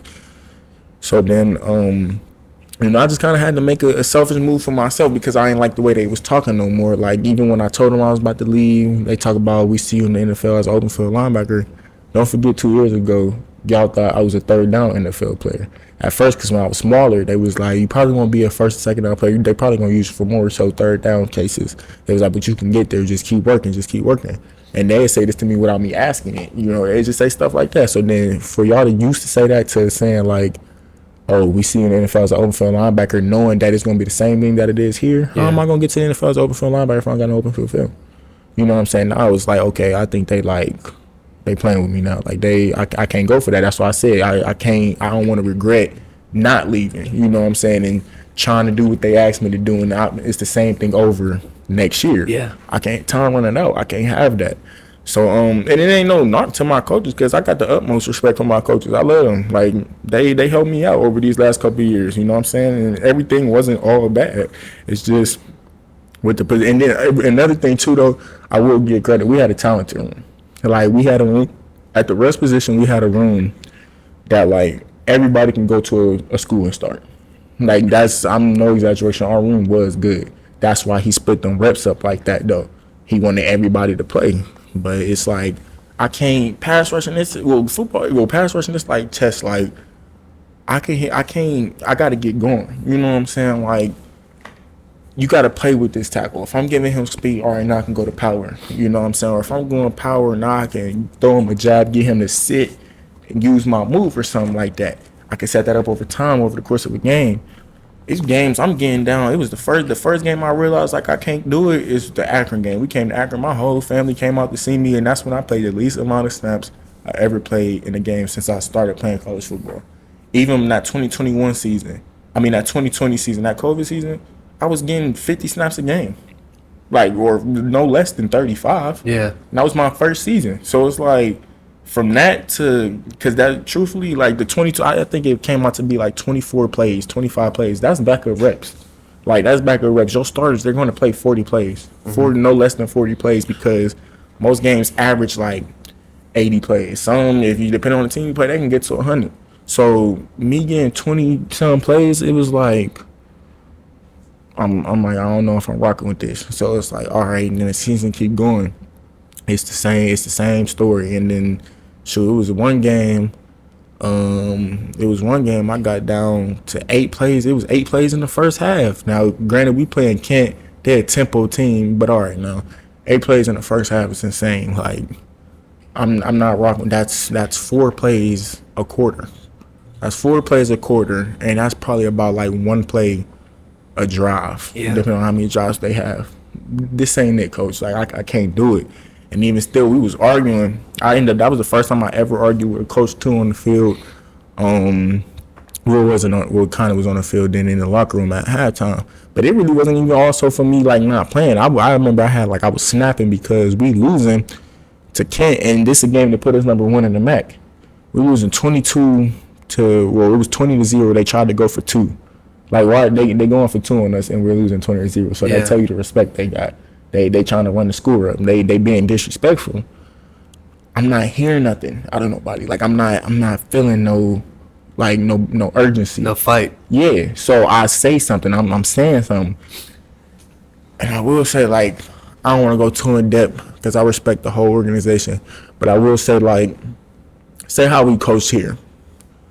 Even still, like, they get on your ass, but like, say here, so say in the Ursuline tradition, the players are allowed to hold people accountable. Yeah. No matter how they say it. You're allowed to take leadership. You're allowed to take leadership. Now, they want leadership, but it's like, if I say, come the fuck on, fuck is y'all doing, or some shit like that, they think, oh, he's trying to argue. He's aggressive, like he's being aggressive. No, just come the fuck on. It's passion. So, yeah, it's passion. They took it that a whole nother way. Like, I remember my roommate, and the crazy part about it is it was a misunderstanding because my roommate, me and him start arguing when I was getting on everybody's ass. And then he, even at halftime, he like, my fault. You know, I take accountability. I just didn't understand. I'm like, yeah, no, we straight. Yeah. You know what I'm saying? Because that's really my guy for him. He know what I be on. And my coach had said something. He didn't know what I was talking about. He thought I was just mad. I'm like, no, we losing. Like, well, that's what, oh, I'm sorry. That's when we talked the other day. That's when we talked the day after it, though. The day after the game. He said it was misunderstanding. So I'm like, I'm just like, please get on my face. I'm like, fuck out my face. That's what I said. I knew I fucked up when I said that because I've never been like that. But it's like, there's just the emotion. Yeah. We get in there at halftime. I go up to the D-line group. I'm like, anybody got a problem with what I was saying on the field? They taking it as I'm trying to argue. I'm like, no. Now, I can see kind of how in the locker room it may seem like I'm just trying to argue, but I'm like, no. Like, let's get this understood. Like, I'm just trying to bring everybody up. That's what I'm saying. But they just, watch out. I'm like, all right. So I just walk away from that group. I go to my outside linebacker group. So then my coach, I don't know how it started, but he was like, maybe it's the way you deliver things. I'm like, I'm passionate. Yeah. He's like, I understand that, but sometimes you need to deliver in a certain way. Maybe it's the way you deliver it. I'm like, no, I don't care. Like, I'm just tripping. Like, I was just tripping. Like, I'm irritated. And he's saying that. Then he ended up saying, like, we got more than enough. He's like, we got more than enough talent. I'm like, all right. I'm definitely sliding because you just let me know how you really felt. Yeah. And I ain't tripping because, yes, my guys are talented, but, like, now you let me know. That's why I'm not playing this much. Yeah. You know what I'm saying? Like, I can't have that. I can't. He showed his true colors. Yeah, but like some people are so easy to read too. That's another thing. Like it's a whole different world out there. I ain't gonna lie. It's a whole different world. People think they know how you are. People think they know certain types of people, and be all the way off. People be all the way off. But shoot. After that, it was just me and my coach. We talked the next day and we got things clear. He ain't understanding the context I was mad at. And then he just told me, he was like, I understand you can snap sometimes, you got a little anger. He was like, but you just gotta know when to channel it. I'm like, respect. Like, I respect you as a man. Yeah. Like, for sure. I can't take nothing away from you. You're a good man, for sure. Like, I like what you tell us. I like what you put forward. I got the utmost respect for him, for sure. But it's just like, I feel like what I had to do what was best for me. I just had to do what was best for me. So when the season ended, I told them, I feel like this ain't the best spot for me to be. Like, at least to flourish. It was like I had to make a move on my own. Now, I knew it was a risk. And he was telling me, he was like, that's what I'm saying. Like, I got love for my coach. He telling me, he was like, I just don't want you to go nowhere where they don't care about you and they don't make sure you get graduated or they use you or anything like that. But I'm more so at the point now, I was like, okay, I got to be grown eventually. Now, when I was a younger athlete in college, I'm hearing all of that. Yeah. You know what I'm saying? My coach, you want to make sure I do good. But then my mindset towards it this time, because, I still got them little troubles with school. But it's like this time I can't let you like rock me into thinking that, oh, I just need a coach that's gonna look after me. Eventually I'm gonna have to, man the fuck up on my own too, though, and start handling shit on my own. So it's like that wasn't about to work to, get me to stay. It is what it is. Now, it was some like miscalculation in that too, though, as far as like saying no when I graduate, because I was supposed to graduate in December, but I had made a move too fast. Thinking I knew what I was doing. I thought I was gonna graduate in December regardless. But most schools, when you transfer, they ain't got a minimum requirement, of credits you gotta earn at their school. So that was like my only like hesitation once I hit the portal in it. Like, but that was far in the portal. So how the portal process go, like you was asking, it was like, all right, I get back to school, I didn't know how soon I was gonna get to a new school, so I waited until like I knew my semester was paid for. Like, Yeah. Because I need my semester paid for, straight up. And I hit the portal after that first week, and it was a risk. It was a big risk. But at the same time, I knew, like, in my head, I'm like, I got film. I'm like, I'm a 2-year starter. I got film. I have 2 more years left for eligibility. It's like, all right, like, I should be good. Like, I know people who went to good school. Like, that was the only other time I was watching people, because, like, people was going to bigger schools and stuff like that. And it was just like, okay, I mean, I know I got film, so I should be good. Like, I should be good. The only problem would be school. That's the only detriment, but we can work through that. And I hit the portal. So I was going to go to Arkansas State, like, at the very, very beginning. But I didn't understand how fast it was about to come on me either. Like, so they didn't start school yet. So that coach, he was like, would you be willing to come down here Tuesday? I'm like, I mean, if that's what I got to do, that's what I got to do. But at that time, it was like, dang, do I want to go down there Tuesday? Because what if somebody else offered me? How recent is this? That was in January. Oh, wow. Yeah, this is the start of the portal. This was in January. I'm like, what if somebody else offered me? But then it was a confliction with my classes. Yeah. So it was like, oh, you're going to have to do good this semester. It was like, all right. Then on top of that, I didn't know if I want to jump the gun right away because TCU texted me. Oh, shit. When TCU texted me, I'm like, I was geeked. But this the thing about the portal. I ain't gonna lie. This is college football. Like, this is becoming way more professional like now. You know what I'm saying? And then they got their biases. I ain't hear from the TCU coach since the day he texted me. He texted me, "What's up, big dog?"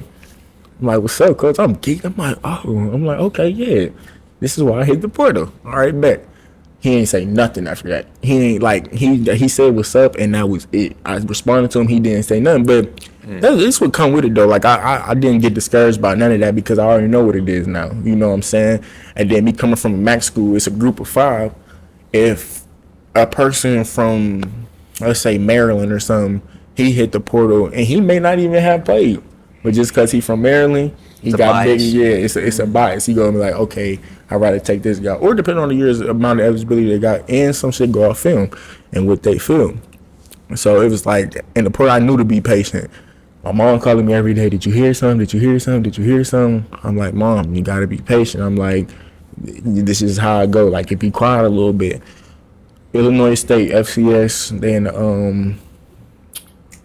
they're in the same conference where I shoot in, basically. And I'm like, okay, this ain't bad. Like, Illinois State, that's cool. All right.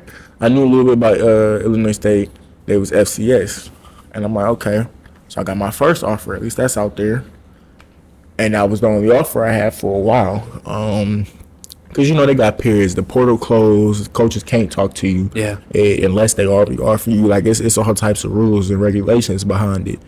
So then, shoot, couple weeks in the portal, only got one offer from Illinois State, and then the people I know and stuff like that. This was another thing when I say, like, you really can't listen to nobody. You just gotta not care, because it was a time where I would then mind going D2, so I'm trying to get myself back in the mindset, like, don't even trip if the school you want to come don't come. Yeah. Make something out of it. You just do what you did before. It's mud work, and It was hard at first, like, I ain't gonna lie, because it was like a little bit of disbelief. It's like, damn, like, I only got one offer, like, I didn't expect this shit to go like this.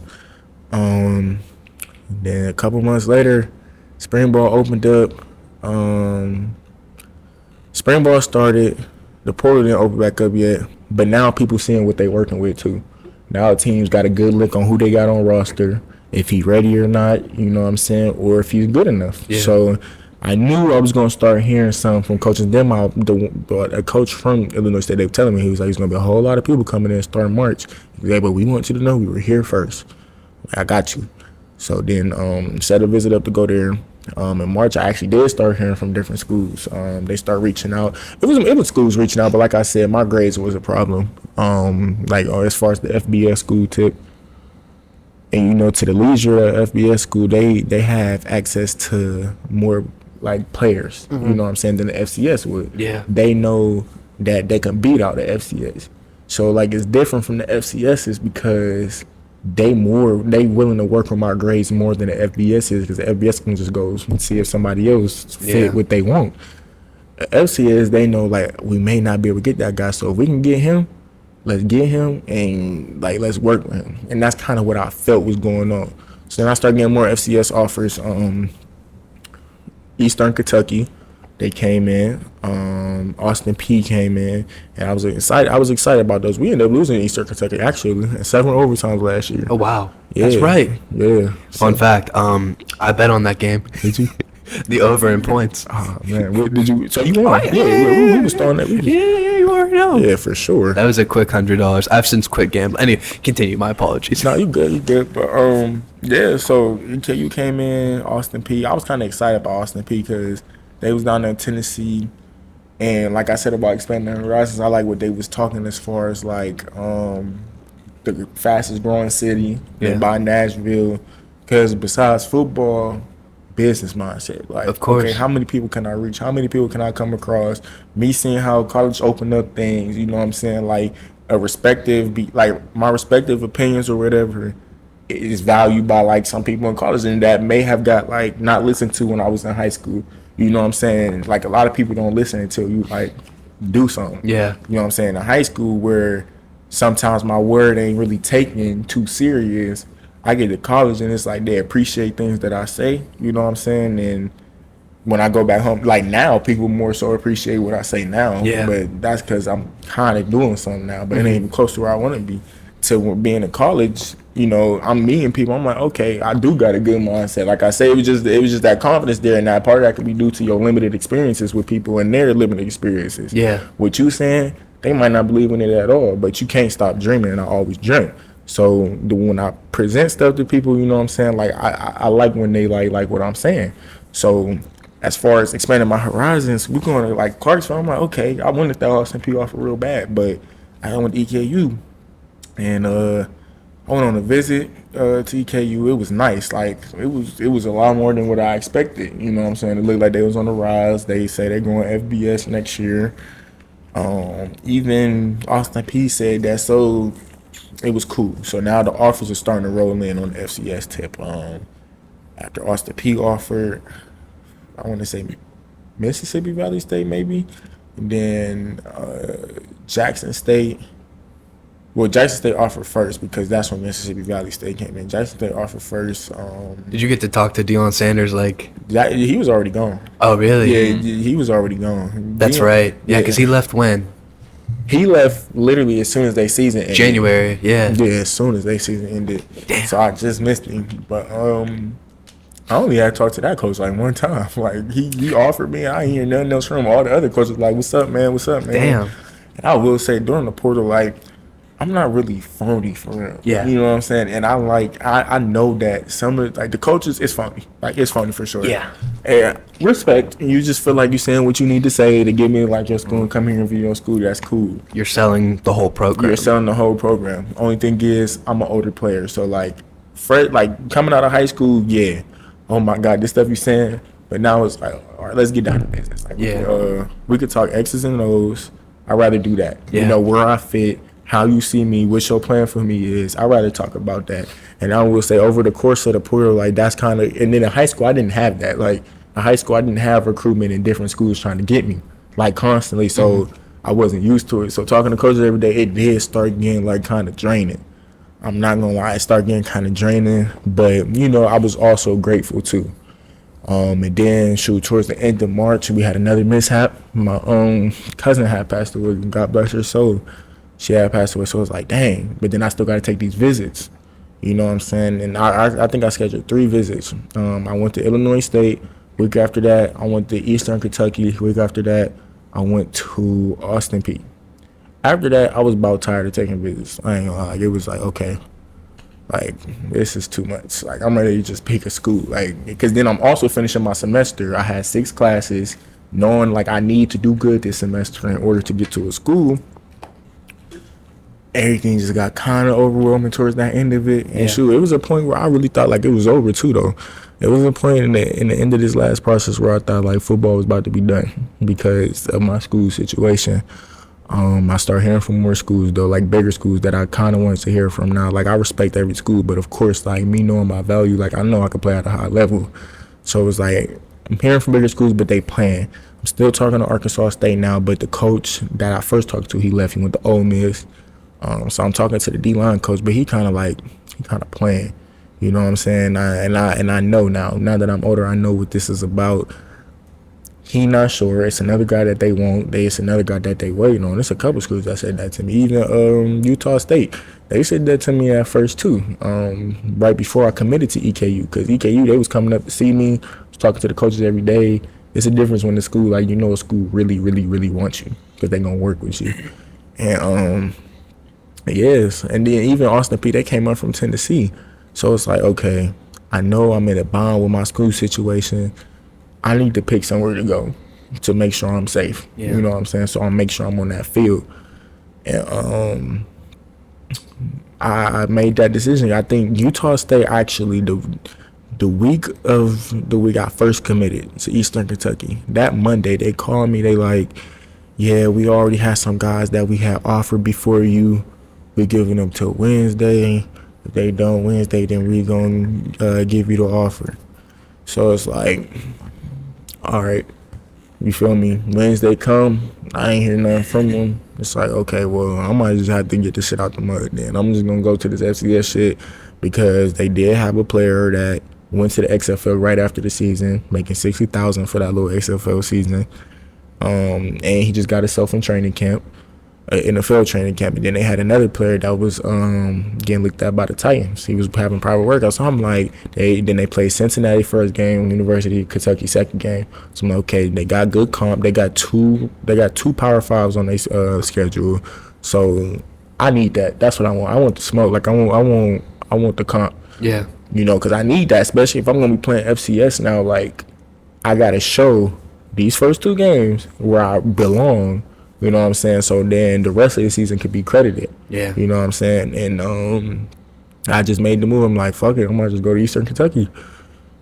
Commit to Eastern Kentucky. And then shoot, that's just what it was. We was talking about school situation. We was figuring that out. And then Utah State. This one day I'm just chilling. Utah State. This number calls me, and I'm like, okay. I'm like, I don't got this number saved. I'm like, this is not none of the Eastern Kentucky coaches. Yeah. I'm like, this is a coach number, but I just don't remember who. I didn't know if it was Louisiana Tech, so I was talking Louisiana Tech, or I just wasn't thinking Utah State though. And then they called. He was like, yeah, this coach, blah blah blah from Utah State. So I'm like, oh, what's up? And then he was like, yeah, man, we just wondering if you were still interested. So I'm like, I mean, but he was like, I see you competing. We just want to know if you still interested. I'm like, I mean, for your school, yeah. I don't see no problem to see, like, to wear adoption and see what's going on.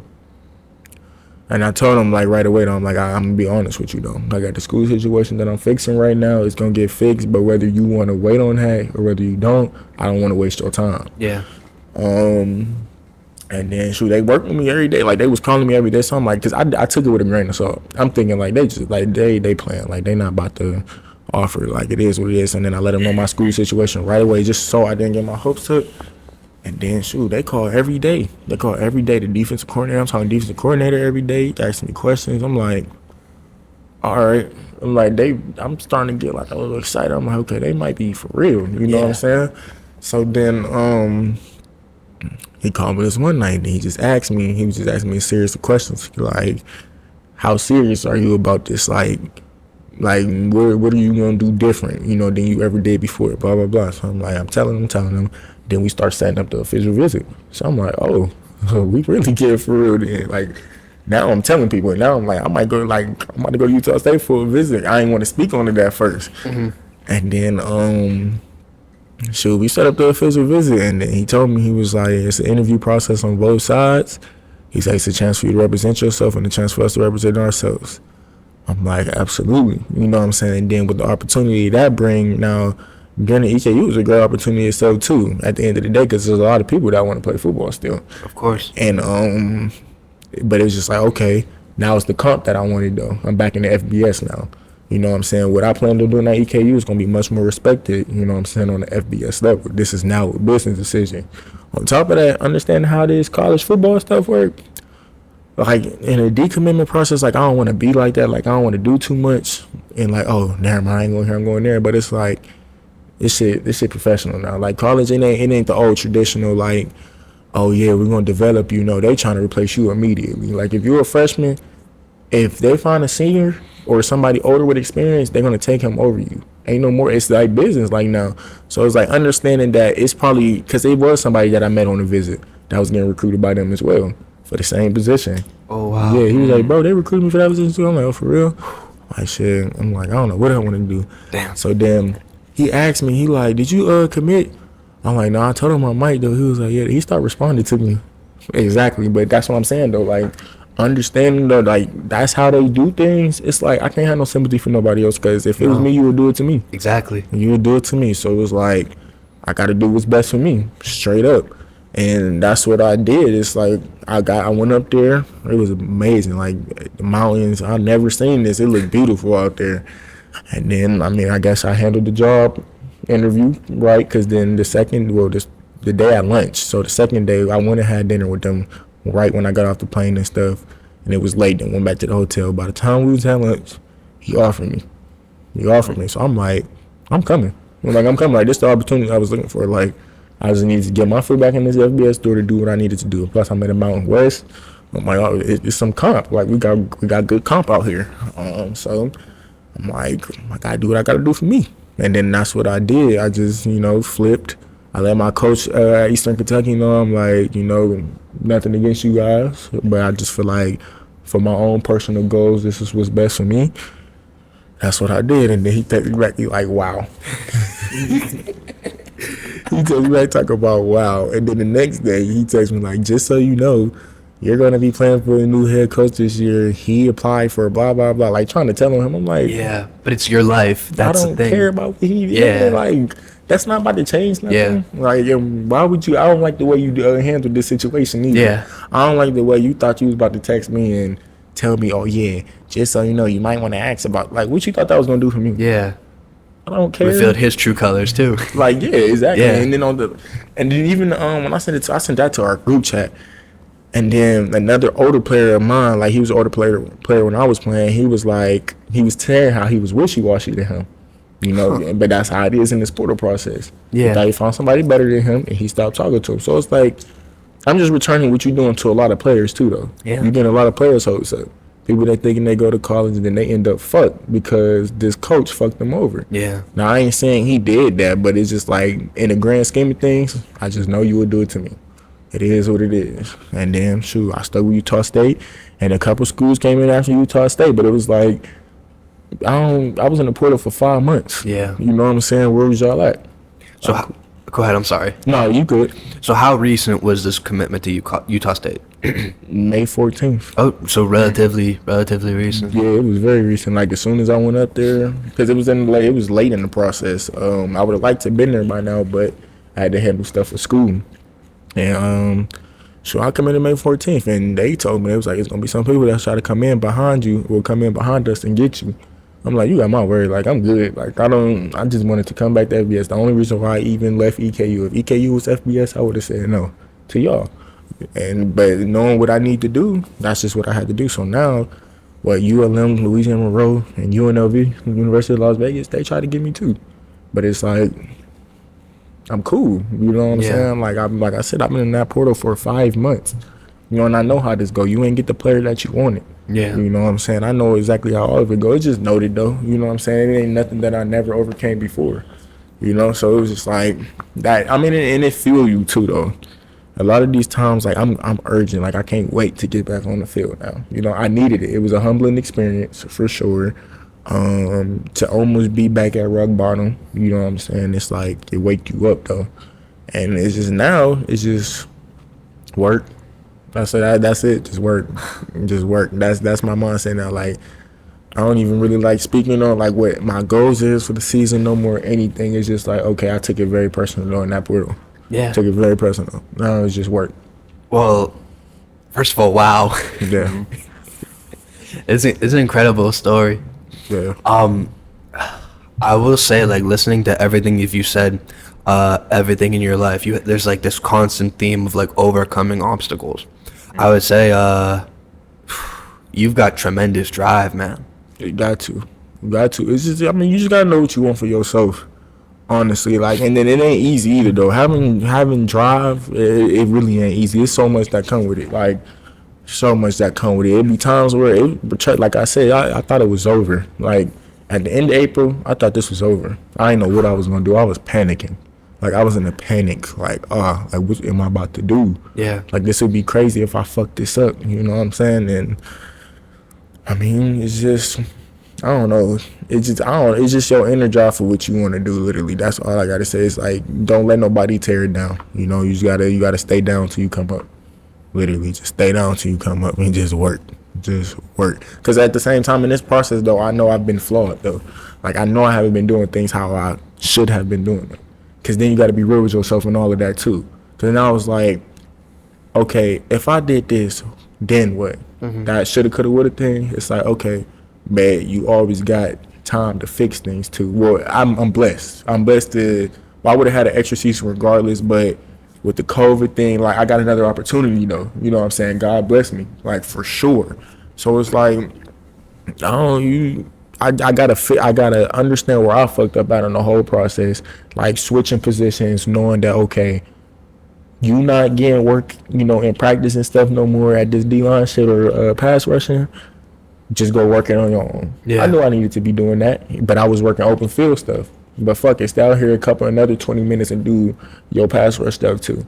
Shit like that. Like I'm not. I gotta be real with myself too, you know. And then everything fixed itself. Like Ursuline, like it was overcoming the stuff at Ursuline. It was all stuff I could have fixed. Maybe I should have gotten in the weight room more and been a little stronger while I was there. At least I was skinny as hell. Or maybe I should have sat my ass down in class and quit being childish all the damn time. You know what I'm saying? Or when I got kicked out of Valley Christian, maybe I should have been more private with what I had going on. Like, it's just, you got to look at what you do too. Like, it'd be easy for me to come on here and say, like, yeah, my coaches put me in a fucked up position. No, like, I'm not one of those. Like, like I know I could have went way harder.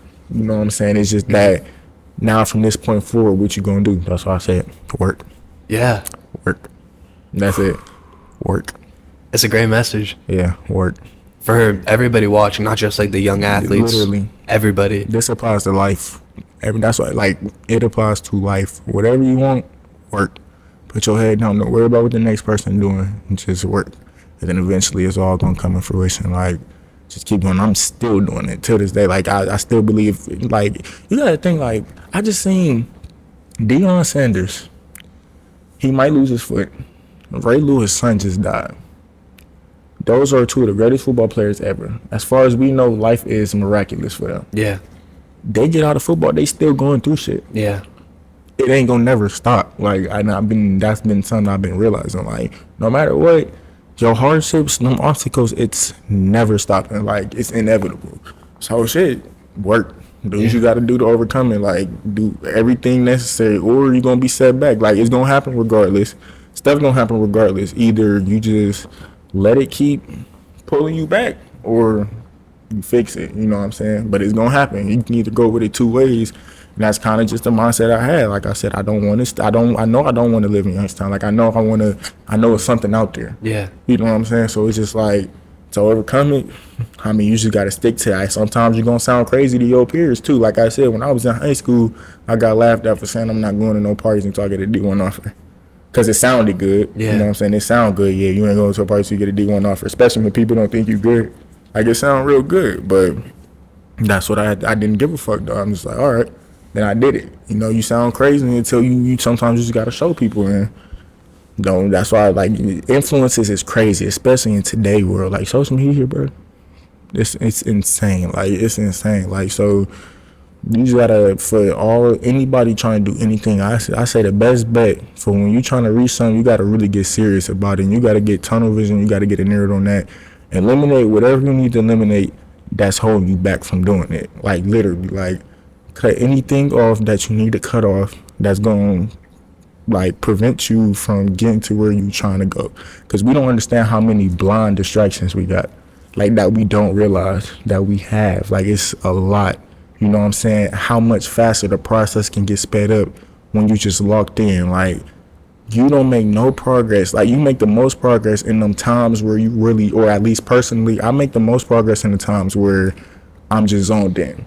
You know what I'm saying? The times where I'm talking to people less, you know what I'm saying? The times where I'm not as social, that's literally when I'm making my most progress. You know what I'm saying? And you could try to avoid it, but for me personally, I realize that's something I can't avoid no more. That's just how it is for me. Yeah. You know what I'm saying? Because everybody, they get what they want, or they do certain things, they operate certain ways, but it all depends on the person. You know what I'm saying? Listen to yourself. Like, when you know, like, if you know, like I said, like, I know, I'm gonna just give an example. How can I say this? I know if, listen, like I said, all right, listen to yourself. I know if I'm training, I know one thing that can get my speed together is heels. But if I'm doing everything in training that's not heels and wondering why I'm not getting faster, that's on me, because I know what I need to do. Like, I've experienced it with my body before. I experienced it with myself before. Or, like, how I said, my times where I'm growing the most, how it just always so happened to be in them times where I'm just closed off. It ain't no mystery no more. That's just what I need to do. You know what I'm saying? Like, I tried it this way, I tried it that way, but when I'm most effective is when, you know, I'm closed off doing what I got to do, just extremely locked in. You know what I'm saying? Ain't no shortcuts around it. that's what I need to do. So that's what I'm going to do. You know, quit trying to do it how everybody else do it. Listen to yourself. Like, nobody know you better than you. That me versus me stuff is so real. Like, it's so real. Like, think about it. You got 54 episodes to your podcast. 54. You know how long I've been talking about I want to do a podcast? Ask me how many episodes I got. I got 0. I got 0 episodes. But what did you do? I know you had to look up the equipment that you had to get and stuff like that. Like, I let stuff like that hold me back from my YouTube aspirations, knowing if I just set my ass down for 2 hours, not even that, and just look for everything I need to get this started, I'm going to find it immediately. Of course. But you know who's holding me back? Me. Because I still haven't sat my ass down and did that shit. It's just that simple. Just do it. Like, just do it. And lo and behold, we're about to close off on 2 hours here. Yes, sir. Damn, That's fast. crazy. We've been chopping it up. It's magical, I swear.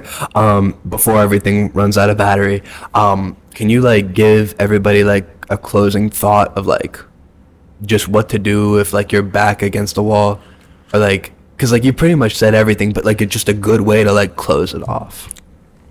Yo, back against the wall, keep your head down and do what you need to do. Don't be somebody who got your back against the wall, but hold off getting yourself together for the sake of something that you want to have fun with or anything like that. Discipline is everything. When you're back against the discipline is everything. So when you're back against the wall, that's when it needs to come out the most. That discipline is what's going to basically get you to where you need to be, or a better point in where you're trying to be. Lack of discipline, it sets you back, you know. And when you're back against the wall, you're set back. You're set back right now. And keep a good mindset. Like, always be optimistic. Never think it's over. Always remember that it's another day ahead of you. Either you gonna go with the fact that you can make something of it, or you could just sit there and dwell on what happened the day before. Always know, like, it ain't never over. It's never over. It's always it's plenty of things to do, and go look to do something. As long as you sitting there thinking on it, you ain't making nothing happen. Just go do what you need to do when you're back against the wall. Like, don't let nobody tell you nothing. Don't let nobody tell you it ain't possible to come out your situation. You know what I'm saying? And if you need to, look for certain motivations too. Look who you surround yourself with. Try to surround yourself with people that's doing something. Try to not be around people who's not being, you know, or whose goals is not aligned with yours. You know, because that's a common misconception. Yeah, it's cool. You know, it ain't no hard feelings, but you got to know you got to do what you got to do sometime. And if that's what you need to do to get your back from off the wall, do everything necessary. Remember, it's only you. And at the end of the day, when you got them dark days, it's only going to ever be you. So don't be afraid to do what's best for you. That's Powerful. Can you put everybody on to like your social media? My Instagram is Blaine_Lamar. I have a brand. You should follow that. How they gonna eat the brand? HTGE, the brand. Social media, same as my Instagram, Blaine Lamar. Snapchat, BLamar22. Yes, sir. All right, everybody. I look forward to seeing your continued success at Utah State. Yes, sir. And yeah, man, I wish you nothing but the best. I'm fully confident you'll be able to get all your goals. Yes, sir. You know, I'm gonna be locked in with the Luke Pipala Show. Tap in. All right, everybody. We'll see ya. Yes.